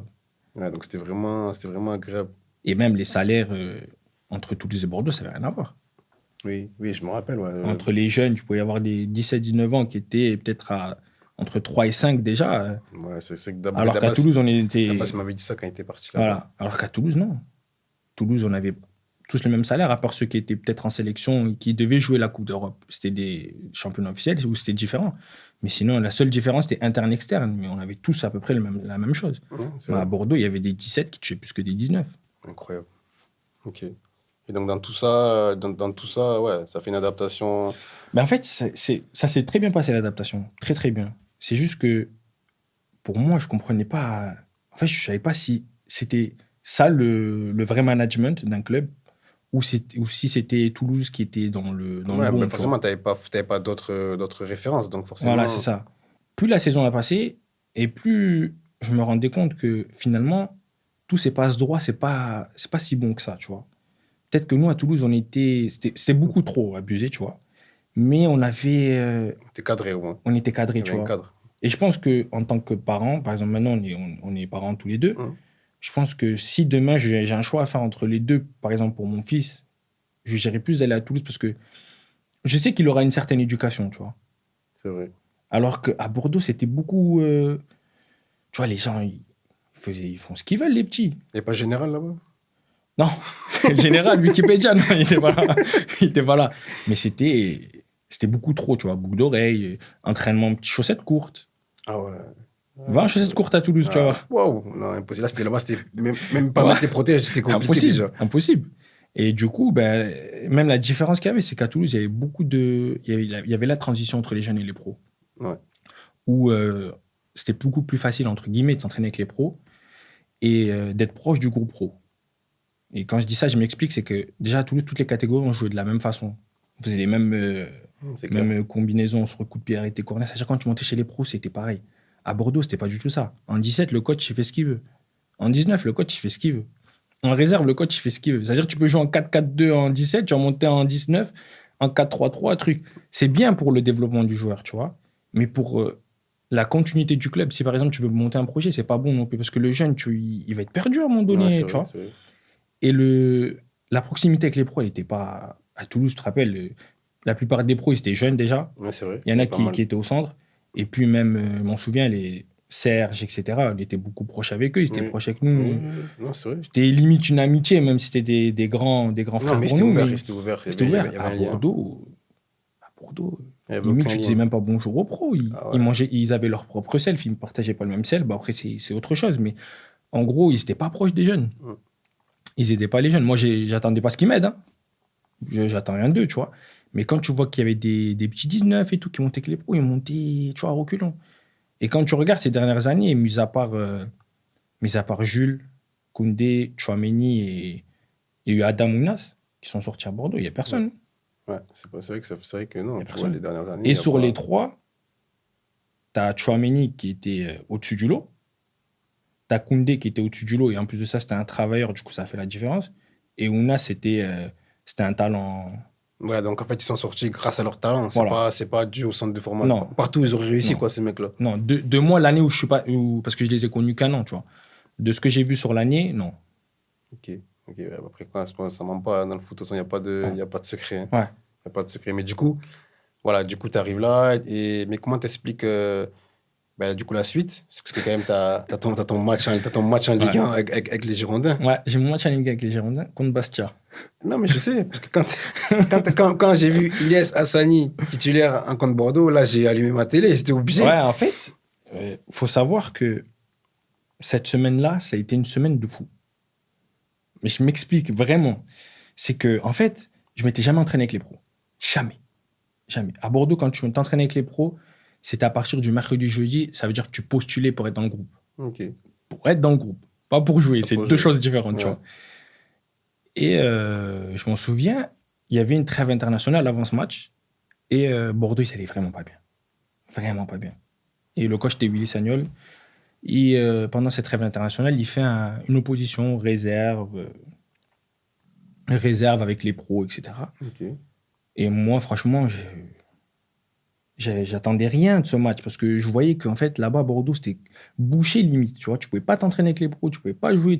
C'est dur de toucher le groupe pro, tu vois. Et du coup, on fait cette opposition et ça se passe super bien, tu vois. Enfin, moi, je fais mon match, quoi. Genre, pour moi, je fais un bon match. Et à la fin du match, Sagnol, il va voir Baptiston, il lui dit, voilà, comment ça se fait que lui, j'en ai jamais entendu parler, tu vois. Du coup, il lui explique que je viens de Toulouse, etc. Bon, bref, il lui fait un petit débrief. Il lui dit OK et tout. Et la semaine d'après, il y a un match contre Bastia le mercredi. Et moi, je suis chez moi. Je suis chez moi, mercredi. Je m'en souviens, j'étais pas au centre. J'avais déjà pris mon appart et tout. Et je suis chez moi. Je décide d'aller sortir, tu vois. Prendre un peu l'air, marcher, visiter un peu Bordeaux. Je reçois un coup de fil du coach de la réserve qui était le directeur du centre, Patrick Baptiston. Mm. Un gros nom du football français, mais on va revenir sur lui parce que. Ouais. Il me dit voilà, écoute, Ilyes, viens au centre d'entraînement. J'ai une bonne nouvelle pour toi, mais prends tes affaires de match. Je comprends pas, tu vois. Je dis ok, j'arrive. Je prends ma voiture, j'y vais. Il me dit bah écoute, ce soir, tu prends l'avion. Tu dois être à l'aéroport dans 1 heure. Tu pars avec les pros à Bastia. Moi, dans ma tête, je dis comment ça, avec les pros? Je me suis jamais entraîné avec eux. Franchement, rien. Je connaissais rien ni les combinaisons, rien. Il me dit, tu vas avec eux et tu as 90% de chances de commencer le match. Ça m'a dit. Ah ouais. Donc, moi, je m'entraîne jamais avec eux. Je connais rien d'eux. Je connais les joueurs parce qu'ils jouent en Ligue 1, tu vois. Tu connais les noms des joueurs, mais je les connais pas personnellement ou même un petit peu, tu vois. Du coup, je dis, OK, prends mes affaires, je vais. Ouais, de toute façon, et là, tu repenses à tout ce que tu as dû faire pour jouer en Ligue 1 à Toulouse. Voilà. Et en fait, on va y venir, c'est que on arrive à l'hôtel, je dors et tout. Le lendemain, on arrive à la causerie. Et il y avait Chantôme à Bordeaux à ce moment-là. Ok, tu retrouves Chantôme. Du coup, je retrouve Chantôme. Et on fait la causerie et tout. Sagnol, il lève la feuille, tu vois, des 11 de départ, quoi. Je me dis, moi, dans ma tête, je me suis préparé à commencer. Je vois, il lève la feuille, je commence pas, je suis sur le banc. Et je vois, il a mis Chantôme derrière, tu vois. Et à ce moment-là, je sais pas si c'est dans le bus ou dans le vestiaire, il vient me voir, Chantom, il me dit, de toute façon, j'ai une gêne, tu vas rentrer. Genre, prépare-toi à rentrer. Il me dit ça comme ça. Pour dans ma tête, je dis, ouais, bon, vas-y, moi, ça m'arrange, tu vois. Moi, je veux jouer, tu vois. Je veux jouer. J'ai pas peur, j'ai pas de pression, j'ai rien. Du coup, le match, il commence et tout. Et Bordeaux, c'était vraiment mal, tu vois. À cette époque-là, pas de résultat, c'était chaud, tu vois. Fallait gagner absolument. En plus, le match, c'est à Furani, c'est ambiance corse et tout ça. Ouais, c'était chaud. Maintenant, vers je crois, la 60e, Chantom, il regarde le banc, il dit ouais, dites au petit d'aller s'échauffer. Je peux plus. Il me fait une passe incroyable. Tu vois, il a tenu parole. Genre, en gros, il m'avait dit, je vais pas tenir tout le match. Mais moi, je pensais pas que c'était Tito. Je vais m'échauffer. Et là, dans ma tête, à l'échauffement, il y a tout qui passe. Toutes ces années à Toulouse, tu vois. Et en gros, je me dis, bon, voilà. Entre guillemets, tu as une deuxième chance, là. La première, tu n'as pas su, entre guillemets, la saisir. Mais là, donne tout. Tu vois, joue tranquille, comme tu sais faire. Je dis, OK. Je rentre sur le terrain, sans pression. Franchement, sans pression. Je rentre. De la 65e à la 92e, ça se passe super bien. Je gagne tous mes duels. Je n'ai pas peur. Je suis à 2 doigts de marquer. Alors que je ne marque jamais de la tête, tu vois. Ça se passe super bien. 92e minute. Je m'en souviens comme si c'était maintenant, là, tu vois. Il y a un corner pour Bastia. Il tire le corner. 0-0. Hein. C'était la dernière action. Je tire le corner, je la sors de la tête. Et quand je la sors de la tête, on avance tous, tu vois, on sort, quoi. Et ils mettent un ballon dans la boîte, vers les 6 mètres, tu vois, les 6 mètres. Le ballon, il est là, tu vois. Il arrive là, tu vois. Moi, je suis serein. Dans ma tête, je contrôle le ballon, je fais la passe. Tu vois, j'ai pris les infos autour de moi, je prends le ballon, En fait, j'étais tellement confiant dans mon match que c'était bon, tu vois. Le ballon, il arrive là. Plus le ballon, il descend, plus ma décision, elle est prise, tu vois, ça va vite. Mais dans ta tête, tu te dis, ouais, je vais contrôler et je la sors. Le ballon, il arrive à... Ça, c'est mon pied, tu vois. Le ballon, il arrive là. Et Carasso, il me dit quoi? Laisse. Tu vois, il me dit laisse. Du coup, moi, ça chamboule dans ma tête. Je laisse. Et à ce moment-là où il me dit laisse, il y a, je sais plus, je crois que c'est Raspantino, ou je sais plus c'est qui, de Bastia, qui est l'attaquant. Il avance quand il entend laisse, tu vois. Il avance pour mettre un peu la pression, tu vois. Et au dernier moment, il me dit prends-la. En fait, il me dit laisse quand le ballon il est là par rapport à mon pied. Et au moment où il va y avoir un impact, ouais, il me dit prends-la. Et du coup, je prends la décision rapidement, tu vois. Genre, je contrôle le ballon, mais je fais un vrai contrôle. La vérité, je fais un vrai contrôle. Et au moment où je veux relancer pied gauche, je glisse. Je glisse. Et Raspantino, je crois. Je suis par terre, tu vois. J'ai glissé. Il fait juste la passe à gauche. But. 1-0. Wow. Ouais, je me rappelle, j'avais vu ça en direct à télé. J'ai dit, mais non. En plus, j'avais dit à personne que je jouais. Hein. J'avais dit à personne. Personne n'était au courant, mis à part ma famille, que je jouais ce match-là.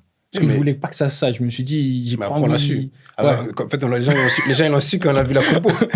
On a vu la compo, on a vu le match, on a vu Ilyes, il est mais en fait, je voulais pas que ça vienne de moi, que ça, tu vois, ça sache de moi. Je voulais que les gens ils le voient.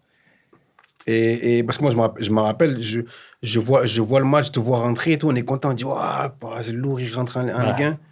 Et en plus, en plus, c'est vrai quand tu vois contre Bastia. Tu fais 2 matchs en Ligue 1 devant Bastia. Incroyable. Tu aurais pu jouer contre des vrais. Bon, après, on va pas critiquer. Ah, j'ai fait des vrais bons après. J'ai fait des vrais bons, mais c'est lourd. Tu aurais pu jouer au moins 2 équipes différentes. Au moins. Et là, boum, 90, c'est le foot. Non, c'est là que le foot, c'est cruel. Mais après, moi, tu vois, je crois vraiment au destin.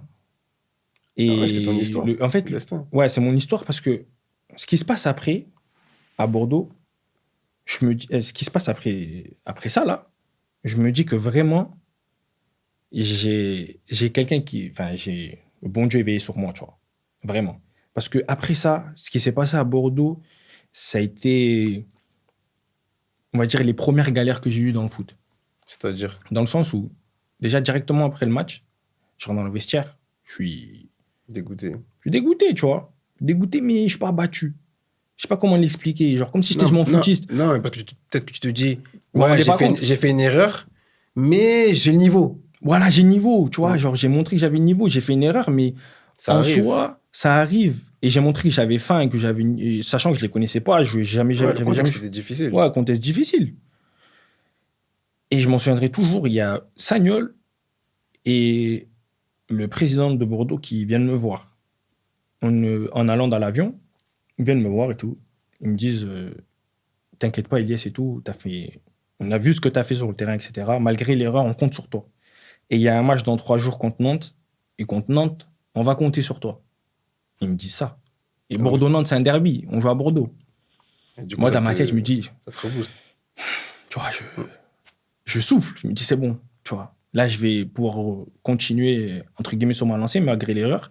Sachant qu'en plus, les pros, ils ont été vraiment sympas avec moi. Il faut dire la vérité. Genre, personne ne m'a regardé bizarre ou quoi que ce soit, tu vois. T'ont rassuré. Je t'explique, check. Le lendemain, on fait le décrassage. C'est la dernière fois que j'ai vu le vestiaire des pros. C'est la dernière fois que j'ai mis quoi après sans aucune raison. C'est-à-dire que le lendemain, j'ai fait le décrassage. Je rentre chez moi, veille de match pour les pros. Il me dit quoi? Je vais aller au vestiaire. Baptiston, il me dit, tu vas où? Tu restes là. Il joue pas à Nantes. Alors qu'il m'avait dit, on compte sur toi. Et à ce moment-là, j'ai compris, tu vois, je me suis dit, ah, c'est fini. C'est cuit. Ça, c'est cuit. Tu vois. Je me suis jamais entraîné avec eux. J'arrive quand même à jouer en Ligue 1. Je fais une dinguerie.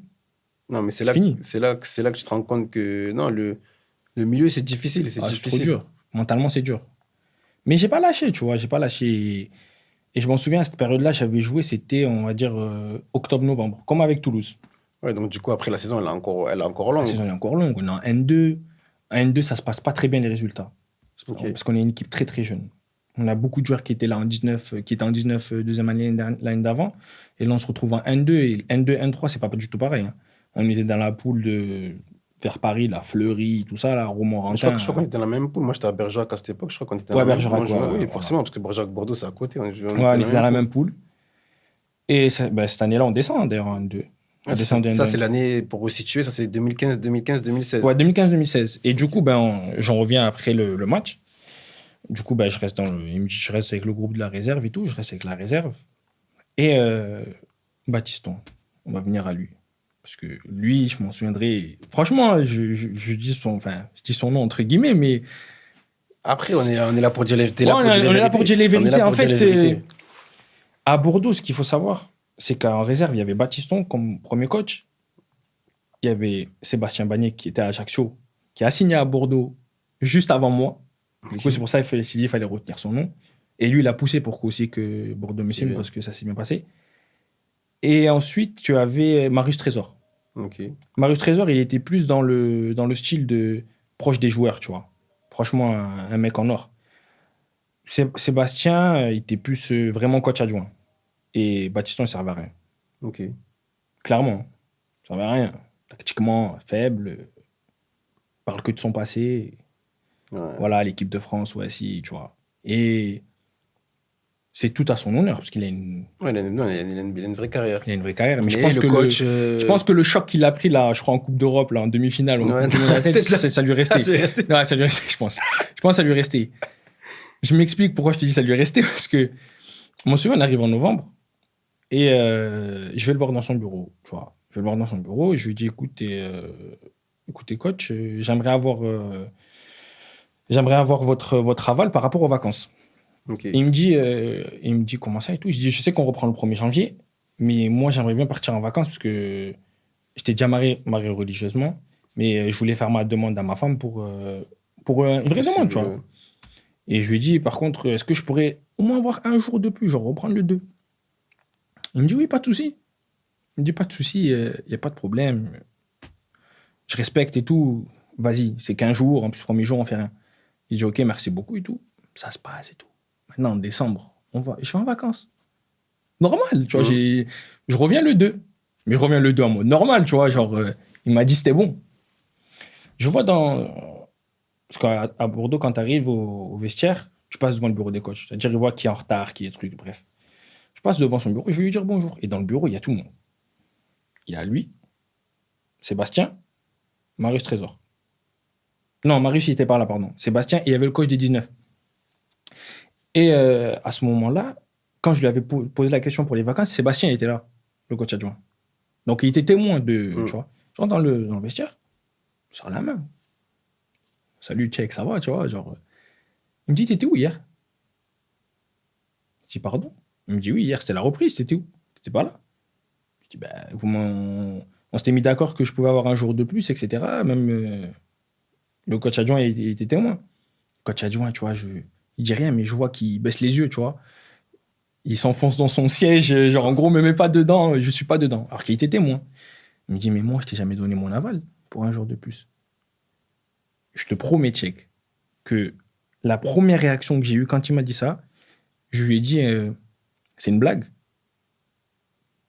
Il me dit, est-ce que j'ai l'air de rigoler? Je lui ai dit, non, mais c'est une blague, coach. Genre, dites-moi que c'est une blague, parce que moi, je vais pas me rajouter un jour, me mettre dans la sauce pour rien, tu vois. Ouais. Il me dit, moi, je t'ai jamais dit ça. Il me dit, bon, allez, tu me fais passer pour un menteur, ça m'énerve, va t'habiller. Wow.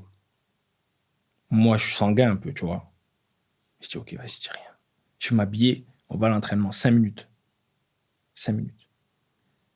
Il m'a dit, tu prends tes affaires, tu te dégages au vestiaire, je veux plus te voir. 5 minutes, sans aucune raison. Je rentre au vestiaire, je prends ma douche et tout, je suis énervé, tu vois. Et je me dis qu'en fait, je cherche à avoir des réponses, mais je me dis, ça sert à rien. Tu vois, sur le moment, c'est chaud et tout, je vais pas le voir, ça sert à rien. Je rentre chez moi. Et une semaine après, je reçois un courrier. Chez moi, je vois le logo des Girondins et tout. Je dis, mais non, je vais pas signer pro. Tu vois, moi, je reçois une lettre du club. J'ouvre la lettre, avertissement. Avertissement, absent à l'entraînement, 30% du salaire en moins. Je vais le voir, parce qu'il fallait faire signer la feuille. Fallait signer la feuille, lui rendre à lui-même. Et je lui demande une explication et tout. Il me dit, mais en fait, t'as toujours pas compris que je t'ai pas laissé un jour de plus. Du coup, il est resté sur sa truc, tu vois, sur son mensonge. J'ai rien dit. L'année, elle passe. Mars, je l'appelle. J'habitais sur Bordeaux et Bordeaux-Hayan, c'est loin, tu vois. Je l'appelle, je lui dis, voilà, coach, j'ai un problème de voiture. J'aurais 5 minutes de retard pour la vidéo, tu vois. J'aurais 5 minutes de retard parce qu'il fallait que je prenne un taxi. Il me dit, pas de problème. Et à Bordeaux, les transports en commun, tu peux pas, c'est pas comme Toulouse et tout. Il me dit, pas de problème, prends ton temps et tout, genre. J'arrive à la vidéo, 2 minutes de retard, je te jure. Mais je l'avais prévenu au téléphone. J'avais dit à Albert aussi, ouais, si tu vois le coach ou Marius, dis-leur aussi, mais moi, j'ai eu le coach entre-temps. Je rentre dans la salle. Je m'assois. Il me dit, tu sors. J'accepte pas les retardataires, tu sors. Je dis, mais c'est pas possible. En fait, il a quoi contre moi, tu vois, genre, qu'est-ce qui se passe? C'est vraiment personnel. Ouais, c'est personnel, tu vois, j'ai jamais compris pourquoi, j'ai jamais cherché à savoir. Je sors, je rentre chez moi, une lettre encore. Avertissement, 30% en moins encore. Wow.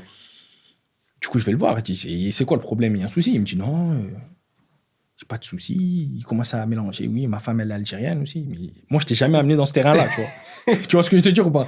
Je t'ai jamais amené dans ce terrain-là. Donc, tu vois, quand quelqu'un commence à parler comme ça, c'est qu'il a quelque chose contre toi, mais il veut pas l'avouer. Du coup, j'ai compris, j'ai pas cherché à savoir. Et à partir de ce moment-là, il me faisait plus jouer. C'est-à-dire, il me prenait sur le banc. Il m'a amené jusqu'à Romorantin. Bordeaux-Romorantin, c'est loin. Sur le banc, je rentrais. Et je jouais pas. Je faisais que m'entraîner, je jouais pas. Et à l'entraînement, je me fais les ménisques. Je me blesse. Je me fais opérer. Et avant de me faire opérer, pendant une semaine, je leur dis qu'ils vont me faire des examens. Que mon genou, c'est ma première blessure. Je sais que mon genou, il a un truc bizarre. Ils n'ont pas voulu me faire d'examen. Rien. Et j'ai dû forcer pour me faire les examens. Ils ont vu que j'avais le ménisque et m'ont opéré. J'ai pas eu un seul message ou un seul appel du coach. Wow. Rien du tout. Et quand on se croisait dans les couloirs du vestiaire, c'était bonjour. Oh. Pourtant, au début de l'année, c'est quelqu'un de jovial, tu vois, c'est quelqu'un qui aime bien faire des blagues et tout ça et tout. Pas un bonjour, pas un regard, pas un comment ça va ton genou, rien du tout. Ni comment ça s'est passé l'opération, rien. J'existais plus pour lui, plus du tout. Je fais ma rééducation, enfin, on appelle ça une rééducation à Bordeaux, parce que c'était catastrophique. Okay. Les soins là-bas, c'était rien à voir avec Toulouse, hein, catastrophique. Wow. Tout était vieux et tout. Bref. Et du coup, je fais ma rééducation, on arrive à la fin de l'année, je rejoue pas, tu vois, je rejoue pas. Et mon agent, il m'appelle, il me dit, voilà, écoute, j'ai des essais pour toi, si tu veux, en Italie et tout. Je dis, mais tu te fous de ma gueule, comment tu veux que j'aille en essai? J'ai des points encore sur le genou.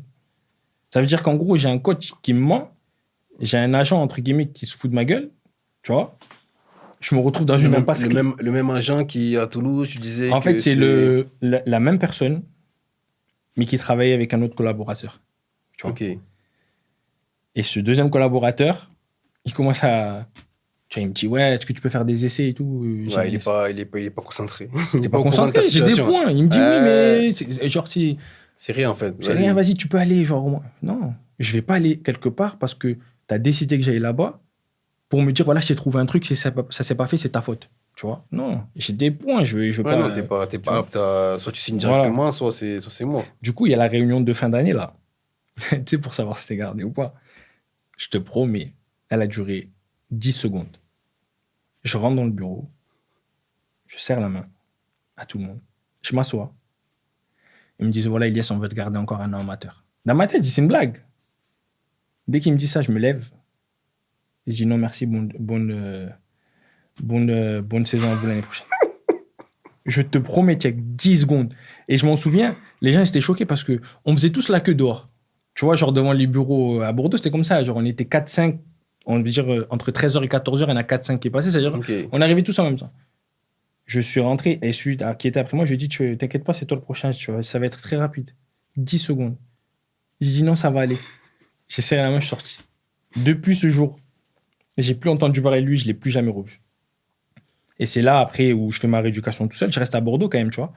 Parce que je n'allais pas redéménager à Toulouse et tout, parce que je ne savais pas ce que j'allais faire l'année prochaine. Oui. Et du coup, je fais ma rééducation tout seul. Je m'inscris à une salle à côté de chez moi. Je m'entraîne tout seul, tous les jours. Je fais renforcement de la cuisse tout seul. Je regarde sur YouTube. Ouais, donc ça, on est été 2016. Ouais, été 2016, ouais. Et c'est là où je regarde sur YouTube pour faire ma rééducation et tout ça. Et je reçois des coups de fil pour la Bulgarie, tu vois. Ouais. On était fin juin, début juillet, tu vois, quelque chose comme ça. Dans ma tête, je vois Bulgarie, je dis, mais qu'est-ce qu'il me raconte? Ouais, tu te dis, ouais, je vais pas aller en Bulgarie. Surtout qu'à l'époque, c'est pas comme maintenant. À l'époque, c'était. Mais en fait, tu vois, on a toujours. C'était tabou un peu. On disait, ouais, là-bas, c'est bizarre, là-bas, ça paye pas, là-bas, ouais, en fait, voilà, c'est que moi, par exemple, moi, le premier, hein, j'avais des pensées bizarres, tu vois, sur la Bulgarie. C'était des a priori. Des a priori, c'est gris, tu vois, c'est soviétique. Tu vois, Russie, tu vois. Il n'y a rien là-bas, tu vois. Et on est bête de penser comme ça. Franchement, on est bête. Depuis. C'est pour ça qu'on fait ça. Moi, voilà, on est bête parce que. Enfin, mon expérience à l'étranger et tout, elle m'a fait changer. Elle m'a changé ma vision des choses, tu vois. Bref, et du coup, je me dis quoi, je regarde ma femme, je dis, on va aller en Bulgarie, tu vois. Et je dis, moi, écoute, c'est simple. Si 15 août, j'ai rien, je vais en Bulgarie. C'est-à-dire, je me laisse au moins un mois et demi, tu vois. Et je m'en souviens, vers août, on arrive, c'est moi qui l'appelle. Je lui dis, ouais, c'est bon, genre, je viens, tu vois. Et il me parle d'un club, Veria. C'était un club qui était en D2 Veria, ouais, et qui monte en D1, pas par rapport aux sportifs, mais par rapport aux financiers. C'est-à-dire que toutes les équipes devant elles ne pouvaient pas monter, mais ils ont fait monter le plus gros budget. Tu vois. C'est incroyable, le système. Ouais, c'est incroyable. Et dans cette équipe, il y avait Amadou. Ok, Soukouna. Et du coup, je le rejoins. Je vais à Veria. Du coup, je prends l'avion et tout, je signe. J'arrive en Bulgarie, genre...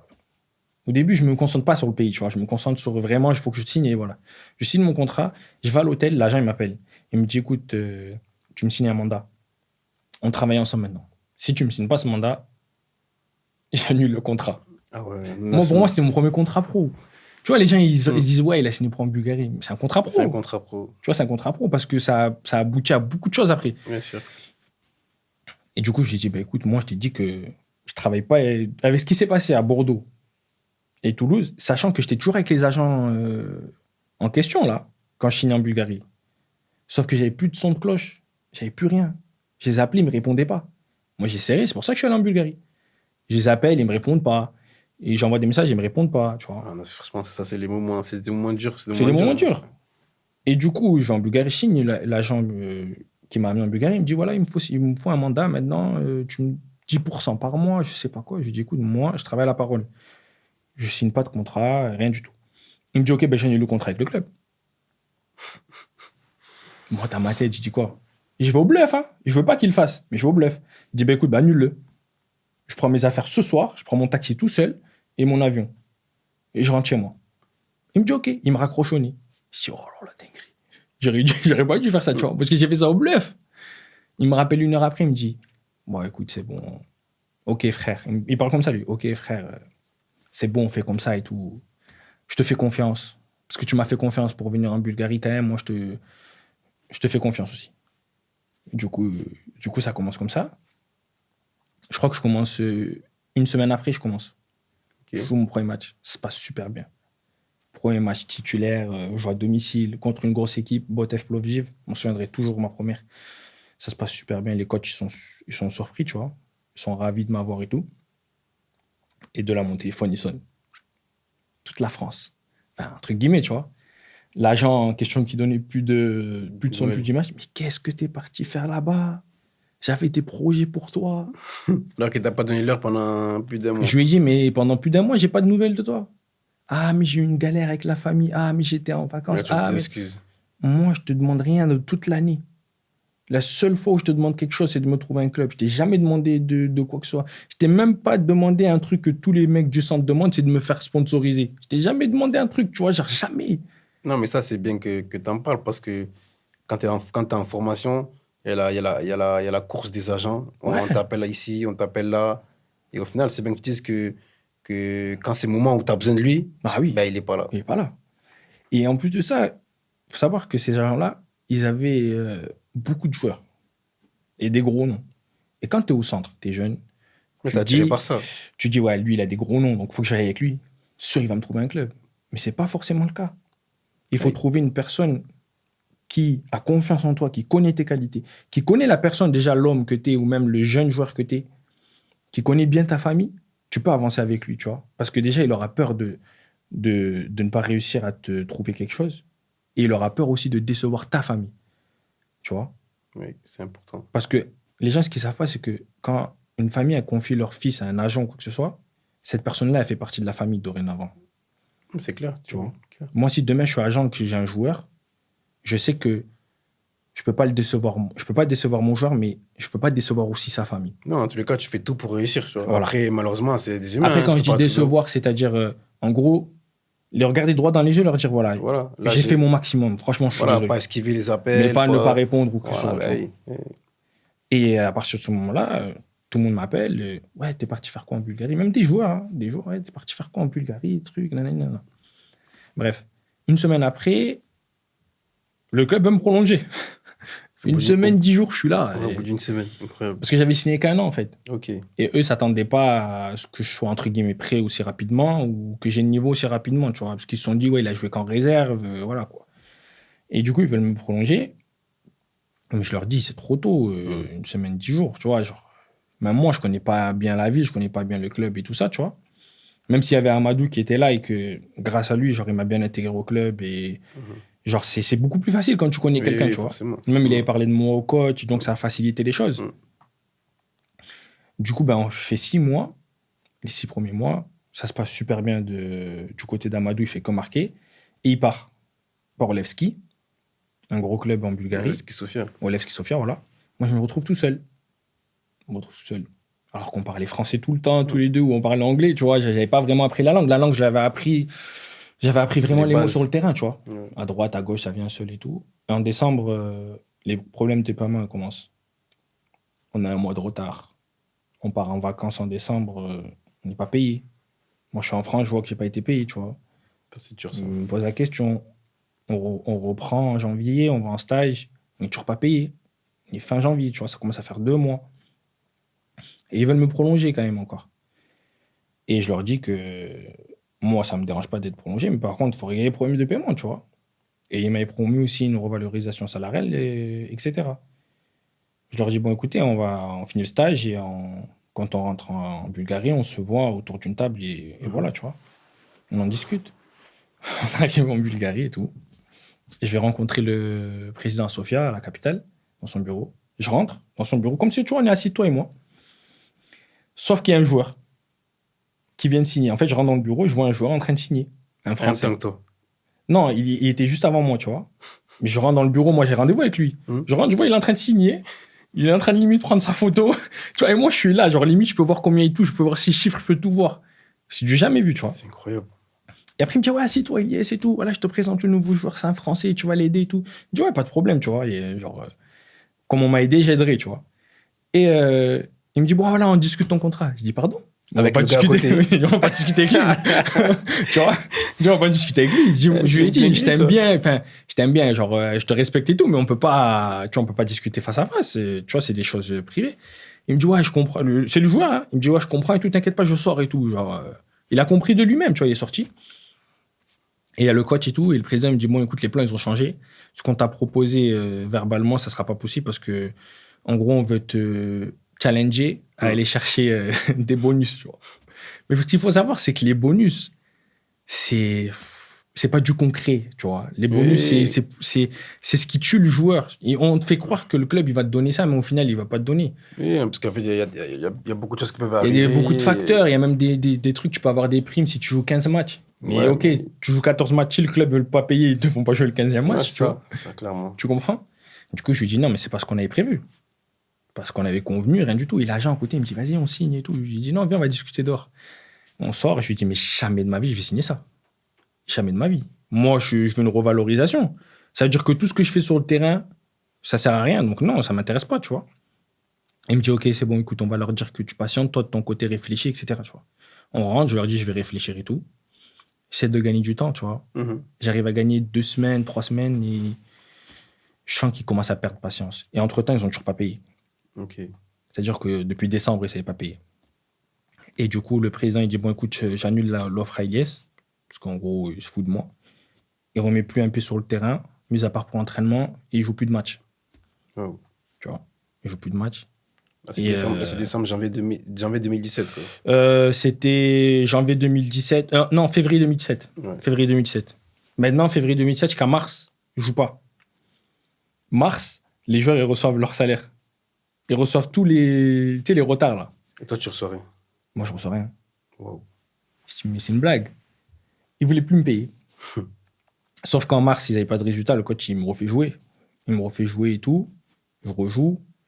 Et fin mars, il y a un club du top 6 qui me contacte, qui veulent me signer. Et ça a été très rapide. Très rapide parce que ça a été concret, c'était carré, tu vois. Et c'est un club qui est réputé pour pas avoir de problème de paiement, qui a une très belle Ouais, c'était ville, stabilité. etc. Tu vois. Donc, je me suis dit, pour moi, c'est stabilité, tu vois. Ils voulaient me signer 2 ans. Moi, je voulais pas signer 1 an. Je voulais signer 2 ans. Moi, tu vois, je peux me C'est une poser un petit peu, tu vois. sécurité, Du coup, ils me disent, on se met d'accord très rapidement, très rapidement. Pour te dire, la ville, elle était loin, tu vois, de là où j'étais. Ils ont envoyé un mec dans ma ville pour que je signe le contrat. Ah ouais, donc c'était vraiment Ils voulaient motivé pour vraiment t'avoir. pas, ils voulaient vraiment pas envoyer, tu sais, par fax et tout. Ils voulaient vraiment que je rencontre la personne qui me parle du Ils ont club fait et des tout. efforts, Genre, quoi. franchement, ils ont fait les choses vraiment très, très bien, tu vois. Du coup, je signe mon pré-contrat, mais par contre, on s'était mis d'accord sur le fait que moi, il fallait pas que j'en parle et que eux, il fallait pas qu'ils en parlent non plus de leur côté. Ok. Il fallait garder ça secret, tu vois. Donc, on a gardé ça secret. Et entre-temps, j'ai rejoué, tu vois, avec mon club à Averia. Et ça s'est su. Quand ça s'est su, bah, le président, il a mal pris. Il s'est dit, en fait, il me l'a mis à l'envers. Depuis le début, il avait déjà signé là-bas, etc. Tu vois, tatati, tatata. Et il voulait plus il voulait que je ne joue plus, tu vois. Et du coup, il a encore eu moins envie de me payer. Oh. C'est-à-dire que depuis décembre, j'ai toujours rien touché. On est en avril. On est en avril. Donc pendant 4 mois, 5 mois, t'as pas de Je salaire. n'ai pas de salaire. Pas de salaire. Heureusement que genre, je fais attention à mon argent, tu vois. Genre, Ouais, mais quand même, hein, je touchais pas des sommes de fou. Genre, voilà, c'était le premier contrat, mais je faisais attention parce qu'il fallait que je paye mon appartement. J'étais avec ma femme, j'étais pas tout seul, tu vois. Ça n'engageait pas que moi. Et du coup, ben, en mai, il me refait jouer et on joue une demi-finale de Coupe de Bulgarie. Sur le terrain, je sens que les joueurs ils sont bizarres, tu vois.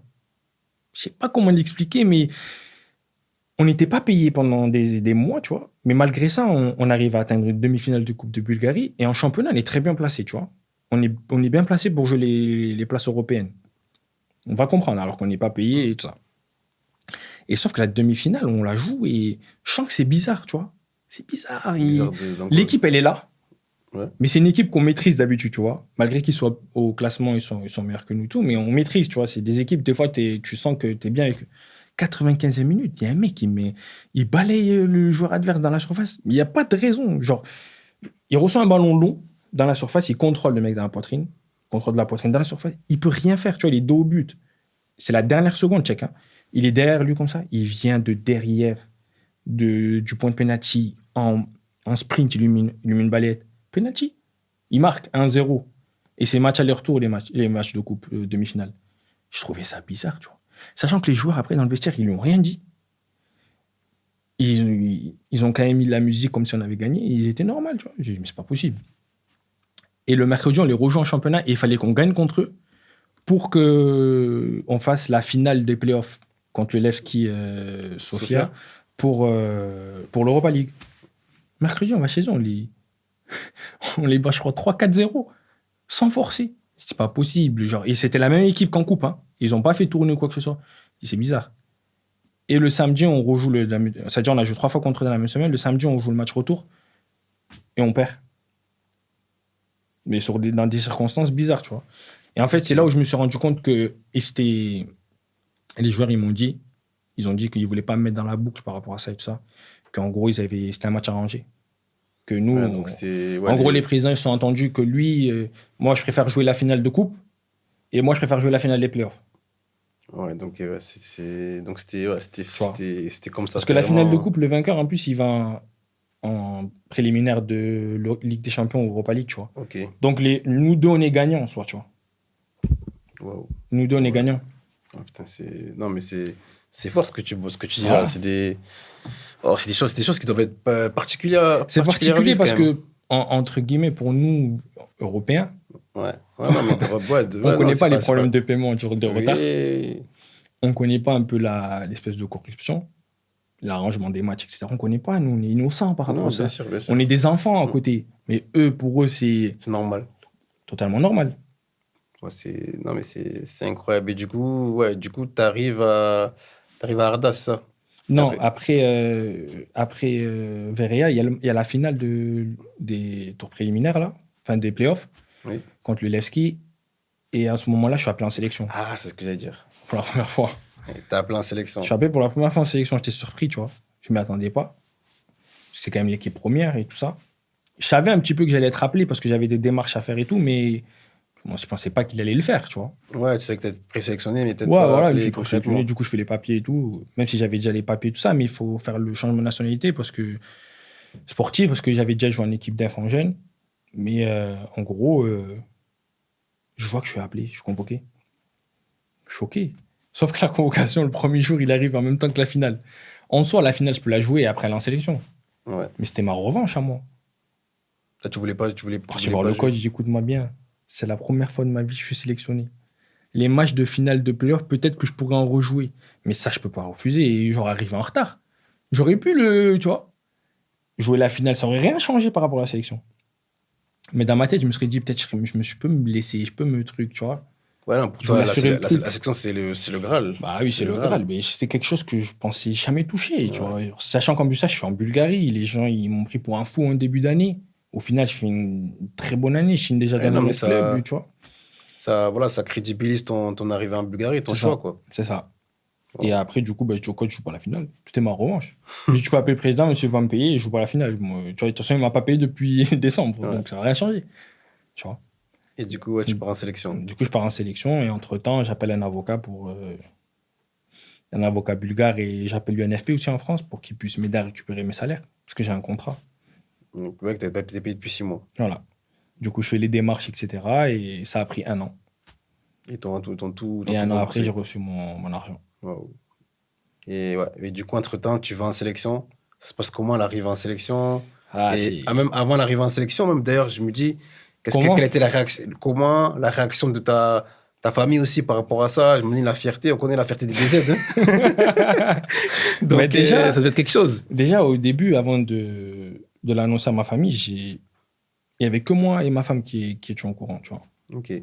Parce que je ne voulais pas en parler, parce que ce n'était pas sûr. Je me suis dit, peut-être c'est juste une présélection. Je fais les papiers, ok. J'avais déjà les passeports et tout ça, mais c'était plus par rapport à la FIFA, tu vois. Ouais. Et pour moi, je me suis dit, ouais, c'est une blague. Au début, quand on m'appelle, on me dit, voilà, je suis président de la fédération. Après, j'ai eu le directeur technique, j'ai eu le coach. Je trouvais ça bizarre, tu vois. Je me suis dit, au début, c'est une blague. Je me suis dit, c'est quelqu'un qui veut essayer de me faire une blague. Après, quand ça commence à se savoir, les agents ils commencent à dire, c'est moi qui t'ai placé en sélection. Tu connais un petit peu, surtout en Afrique, comment c'est. Et du coup, ben, je vois la liste, elle sort. Quand la liste, elle sort, il faut savoir que juste avant, il y a des bruits de couloir comme quoi il y a un nouveau joueur qui va venir, etc. Mais personne ne pensait à moi parce que je suis en Bulgarie et personne ne me connaît. Mis à part de Toulouse, ça parlait un petit peu de moi pour faire les JO, etc. Mais c'était rien de concret, tu vois. Oui. Et quand il y a commencé à avoir des bruits de couloir, mon nom, il commence à sortir, tu vois. Et c'est là où il y a certains agents qui m'ont appelé, qui m'ont dit, voilà, sinon on t'a placé en sélection, tu vas être rappelé. C'est nous, on t'a, tu vois, c'est nous. Alors que c'est pas vrai, tu vois. Moi, je parlais en parallèle avec le coach et c'est le coach qui, en fait, c'était un coach espagnol qui a été nommé. Et quand il est venu, il a fait une liste de tous les joueurs franco-algériens. Ok. Franco-algériens ou binationaux, Oui, tu vois. bien sûr. Et en fonction des profils qu'ils cherchaient, ils ont sélectionné des joueurs. Après, tu connais l'entonnoir, Ouais, ils ont petit à petit, réduit, ils ont réduit. sélectionné. Et je suis tombé dans cette liste. Et donc, tu arrives en sélection. Et du coup, je vois la liste des 23, je suis dedans. Et ton arrivée là-bas, c'est parce comment? Incroyable. J'arrive, bon, le pays, je connais, j'allais Oui. tout le temps et tout, c'est pas. J'arrive au centre technique, j'arrive avec des joueurs, tu vois. Parce que là, c'est Riyad Mahrez, tout ça. Ouais. Ben, à cette époque-là, t'as Riyad Mahrez, t'as Slimani, t'as Issa Mandi derrière. Waouh. Euh, t'as beaucoup de joueurs. Ouais, ouais, T'as Brahimi, Boulbouz, t'as Brahimi, t'as Slimani, t'as Benasser, tout ça. Raïs. Non, Benasser, il était pas Pas encore là. encore, pas encore. Raïs le gardien, t'as Ah, énormément de ah monde. non, là. Fégouli, Et Bentaleb aussi, non? Ben Taleb. Tu vois, Ouais, c'était c'est la une sacrée génération Coupe du génération. Monde de Ouais, Coupe du Monde de 2014, 2014, Brésil et tout ça, tu vois. oui, contre En fait, l'Allemagne. c'était la génération de 2014. Ils venaient d'arriver, c'était les jeunes, tu vois. Mais maintenant, ils s'étaient installés. Moi, Non, j'arrive, je suis ouais, tout c'est petit vrai, comme ouais, ça. non, ça devait être incroyable. Ouais, incroyable. Incroyable, parce que je suis en Bulgarie, je me retrouve avec des joueurs et je vois. Et ouais, parce que même eux, ils doivent te poser des questions de savoir, ouais, pourquoi lui, il est là, il joue en Bulgarie. Ben, en fait, ils se sont posés des questions, oui et non, parce que, en gros, c'est des mecs. Franchement, c'est des mecs en or. Je dis pas ça parce que je les ai Hmm. côtoyés, qu'on se connaît ou quoi que ce soit. C'est des mecs qui. C'est des enfants comme toi et moi, genre. Ouais, ben Tu oui. vois, ils sont super cool. Eux, à partir du moment où tu es sur le terrain, tu donnes tout pour le pays, tu cours, tu vois, Et même t'es bon, après, dans le foot, de toute façon, la vérité, c'est le c'est terrain. le À terrain, l'entraînement, voilà. ils voient tes Voilà, qualités, ils voient ça. tes bons, t'es Parce que bon. tu vois, dans le monde du foot, il y a plein de joueurs qui sont dans des petits clubs ou dans des pays lointains, mais qui ont le niveau large de la Ligue Ouais, 1, par après, c'est exemple. la chance, tu vois, Tu c'est vois, les c'est la chance, c'est opportunités. l'histoire, c'est le destin, et c'est le choix aussi du joueur. C'est peut-être lui C'est qui a vrai, décidé ça, c'est tu vois. vrai. Et ben, quand j'arrive, Raïs, il a joué en Bulgarie. Donc, il connaissait un peu, tu vois. Donc, il m'a mis un peu dans l'ambiance, il m'a mis à l'aise. Après, c'est un bully, le gardien. Ouais, il a joué en Bulgarie. Du coup, il connaissait le championnat bulgare, il connaissait un peu ce que ça donnait, etc. Du coup, ça m'a un peu réconforté et tout ça. Et je me sentais à l'aise, tu vois. Mais les premiers jours d'entraînement, c'était. Attends, j'avais jamais connu. Quand on dit monde international, Ouais, c'est différent. bah, tu vois, c'est bien que tu L'intensité. dises que Lionel, il disait exactement pareil la dernière fois quand il parlait du Congo. Ne serait-ce qu'à l'entraînement, tu vois la différence. En plus, il est gardien. Ouais, mais lui, il disait que c'était autre chose. Et du coup, le premier match. Premier match. Alors, je fais ma première sélection et. Enfin, ma première convocation. Quand je fais ma première convocation, il y a deux matchs. Les deux matchs, je les joue pas. Ok, Et il y a pourquoi un tu joues match pas? où je passe en tribune, tu vois. Mais Ok. pour moi, je m'en Ouais, bah, fous. Pour moi, j'ai déjà gagné. tu kiffes déjà d'être là. Ouais, j'ai déjà gagné, tu Ouais. vois. Et du coup, ben, deuxième sélection, on rentre dans le vif du sujet, tu vois. On a une double confrontation contre la Zambie. Et cette double confrontation, elle compte pour les éliminatoires de la Coupe du Monde. Et le premier match, il est en Zambie et on est obligé de gagner. Ok. On est dos au mur. On est obligé de gagner, sinon on est éliminé, ou pratiquement 80% éliminé. Je m'attends pas à jouer, moi, tu vois. Je me dis premier match à l'extérieur, en plus, Ouais, pour toi, tu joues pas. jamais il va me mettre. Même les joueurs, ils savent que pour commencer, généralement en Afrique, tu commences à domicile. Ou si tu commences à l'extérieur, tu commences contre une équipe, voilà, où il n'y a pas d'enjeu, Ouais, c'est un match un où tu peu. maîtrises, tu vois. Ouais. Et du coup, on se déplace en Zambie, etc. Déjà, c'était long le voyage. Hein. C'était 12 heures de vol. J'aime bien l'Afrique, etc. Mais les voyages, c'est Ouais, c'était fatigant. chaud. Franchement, c'est fatigant. Ouais. Et du coup, on arrive en Zambie et feuille de match, je fais la compo. Je suis dans les titulaires, tu vois. Je me dis, non, impossible. Peut-être il y en a un, il a peut-être une gêne musculaire, et, tu vois. Et le lendemain du match, causerie, je commence. Wow. Je commence. Je commence. Pression. Ouais, forcément. Pression Ah, c'est le avant le pays. match. Mais je sais pas comment t'expliquer. Je suis quelqu'un qui a pas eu.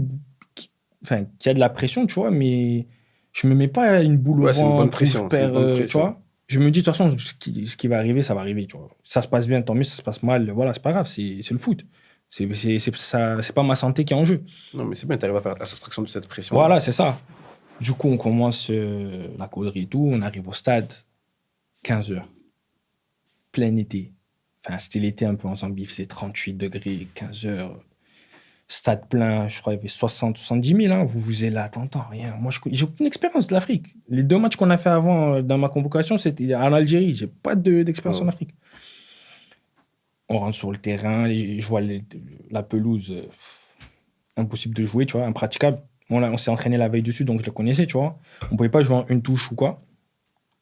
Suite à ça, ben, on va aller au vestiaire. Les joueurs, ils me mettent à l'aise, joue tranquille, t'inquiète, prends pas de risque. Si tu dois faire péter devant, fais péter devant, tu vois. Moi, je suis un mec qui aime bien jouer au ballon, tu vois, Ouais, mais ouais. là, ils m'ont dit, on peut pas jouer au ballon, c'est impossible, tu vois. Le match, il commence. J'ai l'impression, j'ai joué 45 minutes parce que je suis sorti à la mi-temps. J'ai l'impression que ces 45 minutes, c'était un enfer. Il faisait chaud, t'entendais rien. Ça allait à 10 000. Le rythme, j'avais pas de temps fort, temps faible. J'avais l'impression que je faisais un 15-15 pendant 45 minutes sans m'arrêter. Donc, tu vois. C'était vraiment, genre pour une première, compliqué, tu vois, franchement compliqué. On va se Mm. mentir, tu vois, en plus on perd le match, etc. Je sais que j'aurais pu mieux faire. J'ai pas mal fait, mais j'aurais pu vraiment mieux faire. Mais pour une première en Afrique, à l'extérieur, etc., Ouais, c'était un avec contexte compliqué. la pression de mon premier match, la pression du résultat, etc., c'est compliqué. Mais après, quand tu rentres sur le terrain avant le match, tu as l'hymne national, Ouais, ça doit être tu as de quelque la chose. fierté, tu repenses à ta famille devant la télé, tu vois. Tu penses à ta famille devant la télé, devant tout le monde, tous tes proches, tu vois. Non, mais je sais ce que c'est, parce que mon petit frère, il a vécu, hein, jouer en Voilà, tu vois, il a sélection. Donc, vécu. c'est des sensations qui Toi, sont tu l'as exceptionnelles. vécu derrière l'écran, c'est-à-dire que tu es fier de lui. Dis-toi, et même moi, derrière l'écran, je suis fier, mais moi-même, j'ai la pression. Ouais. Tu vois, j'ai une pression Tu de as peur qu'il fou. fasse mal. Voilà, tu vois. Alors, je me dis que quand tu es sur le terrain, c'est Ouais, c'est encore, ça. ça n'a rien à voir, tu Ça n'a vois. rien à voir. Après, quand le match il commence, tu l'oublies, Ouais, entre après, c'est guillemets, du la football. pression. Après, ça revient du football. Mais en tant que nous, enfin, je parle pour moi, en tant que défenseur, tu as quand même une pression en plus par rapport à si tu perds le ballon, il n'y a Il y a personne but. derrière. Ah, Ouais, il y a c'est but but derrière. direct. Du coup, bah, on perd 1-0. On perd 1-0 ou 2-1. Je sais plus. Je sais qu'on perd 1-0 à la mi-temps et on perd 2-1, je crois, on perd 2-1. Du coup, quand Coupe du Monde, c'est fini, tu vois. Mais on rentre au vestiaire et je m'en souviendrai toujours de la première chose que le coach il a dit. C'était un coach espagnol, il n'avait aucune expérience de l'Afrique. Il dit que, en gros, il dit au cadre de l'équipe, mais il fallait me prévenir. Je ne m'attendais pas à ça. Je ne savais pas que l'Afrique, c'était ça. Que c'était aussi intense. Intense. Qu'il y avait de l'impact dans les duels. Que même malgré ça, que le fait qu'il soit coach, il gaspille beaucoup d'énergie. Et on s'en rend pas compte, mais Non, la quand tu es en chaleur est Afrique, la étouffante. chaleur, tu es obligé de crier fort parce que les gens parlent. Et nous, en tant que joueurs, des fois, tu sors du match, ton corps, il t'est épuisé. Ouais, t'es épuisé. Tu as des douleurs sur ton corps, tu sais même pas quand est-ce que tu as pris le coup, etc. Parce que, en fait, tu vas au bout de toi-même, entre la chaleur, la pelouse et aussi la pression du pays, tu vois. Ça joue sur Ah les capacités oui. physiques, tu t'en rends pas compte, mais tu es crispé, Surtout en du coup, Algérie. ouais, Surtout en voilà, Algérie. surtout Il y en a, Algérie. il y a une ferveur populaire qui est Ouais, incroyable. Et le match retour, on le joue en Algérie. Sachant qu'on est éliminé À Blida. à Blida, ouais. Ouais, là-bas, c'est On quelque fait chose. match nul et je m'en souviendrai toujours. On est éliminé, les supporters, ils nous appellent. Ils nous disent de venir genre, les applaudir, tu vois. Nous, innocents, on y va. Ça a duré 30 secondes. Les projectiles, ils sont arrivés en 2-3 secondes. Ah. Ah. Waouh. Mais je peux les comprendre. T'as Ah une oui, oui, oui. génération, entre guillemets. Ouais, c'est une besoin de vrais talents. Et Voilà. pour le coup, il y avait des vrais talents. Et juste après ça, ben, le sélectionneur, il démissionne. Et c'est Belmadi qui arrive. Non, pas directement. Ok. Entre le sélectionneur espagnol et Belmadi, il y a 1 an qui se passe. Ok. Et je crois qu'il y a 2 ou 3 sélectionneurs. Et à partir du moment où le coach espagnol il démissionne, je ne suis pas rappelé. Ok. Jusqu'à que Belmadi arrive. C'est ça. Ok. Et entre-temps, je commence ma saison avec Tcherno Moré. Voilà. Et du coup, tu arrives à Tcherno-Moré, ça se passe bien là-bas. Ouais, franchement, Ça, c'est autre chose, c'est autre chose. Ça n'a rien à voir avec Veria. incroyable. Ben, incroyable parce que c'est un club, franchement, où, genre même aujourd'hui, j'ai des souvenirs incroyables. Ok. C'est un club familial. C'est là-bas où j'ai appris que ma femme était enceinte. Mhm. Et c'est eux qui me l'ont appris parce que c'était des documents bulgares. Donc, moi, je comprends pas, tu vois. Et c'était très familial et je leur avais dit de garder, par exemple, un truc tout bête, hein, de garder le secret. Je voulais pas l'annoncer. Ça faisait 2 semaines, tu vois. Ils l'ont pas annoncé, ils l'ont gardé pour eux. Ok. Ils ont rien dit, genre même pas à leur famille ou même pas à d'autres joueurs, tu vois. Alors qu'ils auraient pu le faire parce que je venais d'arriver, ils auraient pu le faire, mais ça n'a pas été fait. C'était un club. Il faut savoir que j'étais le seul étranger, enfin le seul anglophone et francophone, tu vois. Ok. C'est-à-dire, je me retrouve dans une chambre avec un Bulgare. Il parle pas anglais, il parle pas français, et c'est là où j'apprends la langue. Wow. Non, J'apprends mais la langue. Ah ouais, donc c'est vraiment l'adaptation parfaite. Ouais, L'arrivée parfaite. franchement, les planètes, elles étaient alignées, tout était réuni. Franchement, ce club-là, je le recommanderais à n'importe quel joueur. Et j'ai que des bons souvenirs. Franchement, que des bons souvenirs. C'était familial. Genre, c'est la première fois où j'étais dans un environnement où tout était réuni. C'est-à-dire que j'étais dans un confort au niveau du club. Les joueurs étaient super sympas. Ça se passait bien sur le terrain. La ville, bord de mer, incroyable. Genre, franchement, c'était kiffant. Il y avait Tout est aligné. tout était aligné. Donc, je pouvais que performer. Ok. En plus, j'étais en sélection en plus. Donc, c'était. C'était parfait. Ouais. Ah ouais, incroyable. Vraiment, quel parcours, hein. Ouais. De Toulouse jusqu'à la sélection. C'est vraiment fort, en tout cas, vraiment, vraiment fier aussi de vraiment d'avoir pu assister à ça. Et Merci. tu as pu aussi voilà, faire comprendre aux gens qu'aller en Bulgarie, bah, c'était pas, voilà, c'était accessible d'aller en Bulgarie et de jouer avec la sélection. Ouais, c'est ça. Là, c'était un pari fou de ma part. Pour le moment, ça me sourit. Même si j'ai eu des petits problèmes avec Verea. Mais la suite, elle sera beaucoup plus épicée. Ah ouais, la suite, c'est vraiment. Oui. La suite, c'est vraiment leçon de vie, leçon de football. Vraiment, ça combine tout ça. Ah ouais, bah, vraiment hâte de découvrir tout ça alors. Et moi, hâte de partager ça avec toi. Bon les gars, comme vous l'avez vu, hein, la première partie était vraiment très intéressante. On vous attend avec une très grosse deuxième partie. Il y aura d'autres anecdotes vraiment très intéressantes parce que là, comme on l'a dit sur la fin, on rentre dans le vif du sujet sur la carrière de Djilyes. Donc vraiment les gars, n'hésitez pas à partager, à liker, à commenter pour nous donner de la force, ça nous aide, ça permet de faire connaître ce process et voilà, sans ça, on n'est rien, donc sans vous, on n'est rien, on a besoin de votre force aussi. Donc voilà, n'hésitez pas à nous booster. Il y a une deuxième partie qui arrive très prochainement, ça va vraiment être du lourd. Soyez prêts.